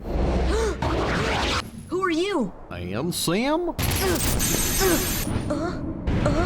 What's that supposed to mean? What are you talking about? Wait, what are you? Pretty thrifty if I do say so. I have some monumental news. I am out of save slots. I really have to give it up for this game's save system. Even the original game had 99 slots. You could drop one before every single boss and go back to duke it out with your favorites whenever you wanted, and even that would still fill less than half of these. But for footage gathering purposes, this is such a luxury as I'll rarely get from any other game. The ability to have this many backups in case I missed something at literally any point in the game has been incredible. Truly, bravo for this one, Square. Our prize for that duel was an EXP necklace, the equipment otherwise exclusive to beginner mode, and sort of one last gloved middle finger to anyone who grinded their way up to max level before taking him on. But more importantly, the final chapter in the Ansem report, 13 in all. Where does the body go when it separates from the heart? If the soul remains within the body, is it still considered to be deceased? When the heart returns to the heartless, the physical form disappears, but that is merely true in this world. Perhaps the body exists in another form, in another world. If that is the case, then it is possible for one to exist in two worlds, a being that is neither darkness nor light, belonging nowhere, abandoned by its heart, a mere shell of its former self. The relation between the heart and body is complex. However, I am certain that if your self exists here, then by definition, the other cannot truly exist. The other, the one which does not exist, shall be dubbed nobody.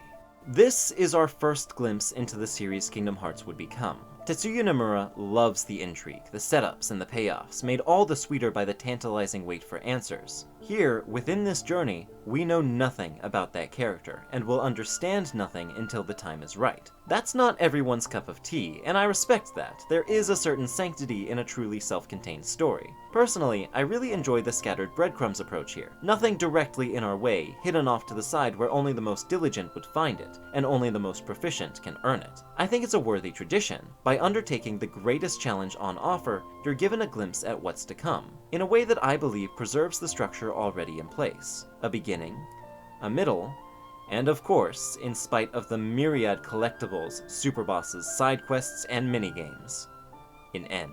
Join me next time as we tackle the final chapter in Kingdom Hearts 1, everything we've fought to reach. As you should well know by now, that finale is live on Patreon, even as you watch this on YouTube. Click the link in the description to support me and gain early access to it, and all my future game breakdowns. You'll be in truly legendary company too, among the likes of Amiri the Grey, the first recorded person to win an online argument. The other guy said, "I recognize the error of my ways and concede your position." Andrew Minturn can ride in and out of town on any day of the week due to a septet of strategically named horses. Itziel, though, cannot lose in any game. The roguelike genre kinda confused them for a while. Raven does not have a reflection. He's not a vampire or anything, the mirrors just can't handle it. Raisin Bran, who's kinda like the feeling you get when all your laundry is put away, but as a person. RPG Grenade, who once asked a king for a grain of rice doubled for every square on a chessboard. Yeah, that was him. Rockington can eat a bowl of nails for breakfast. Milk is optional, but come on, be reasonable. Alex, Seeker of Shine Sprites, when asked to bring one thing to a deserted island, described the planet Earth, and well, thank God he did, is all I'm gonna say. Meryl Hainsworth would know what literally anything is if it smacked her in the face. Particle physics, extraterrestrial matter, anything. Scar Daddio saved 200 orphans from the orphan crushing machine and decommissioned that thing. About time someone did. Strangebird, who has never once mispronounced a word, a superpower I would honestly kill for. I'm proud of Steve. Sea Salt Trio would have won the Olympic decathlon, but it turns out doing a quadruple axle kick on a long jump is against the rules. Lotta Otter can command anyone to do anything as long as he begins with the instructions if you're happy and you know it. Games Freak SA holds the world record for most disputed world record. Go ahead, disagree. And Erickson James, the first person to write a young adult model with the title format, a something of this and that, and everyone's been ripping them off ever since. More obsessive shoutouts to Busy Town, Chico Mode, Chris Braydell, Doc Crimson, Drooling, Eric Lee, Fundeldor, Green, J-Wibs, Kane Lowwind, Mayday, Pagagallo, Quoth, Red Panda King, Remus, Rucksack 358-2, Sato de Sable, Scar Million, 10-Beat, The Fantastic Mr. Fox, Undead Crisis, Zere, and the rest of my incredibly numerous and generous patrons. As long as this video's been, I couldn't ask for a better reason to extend it than you guys. And I will see you in the finale.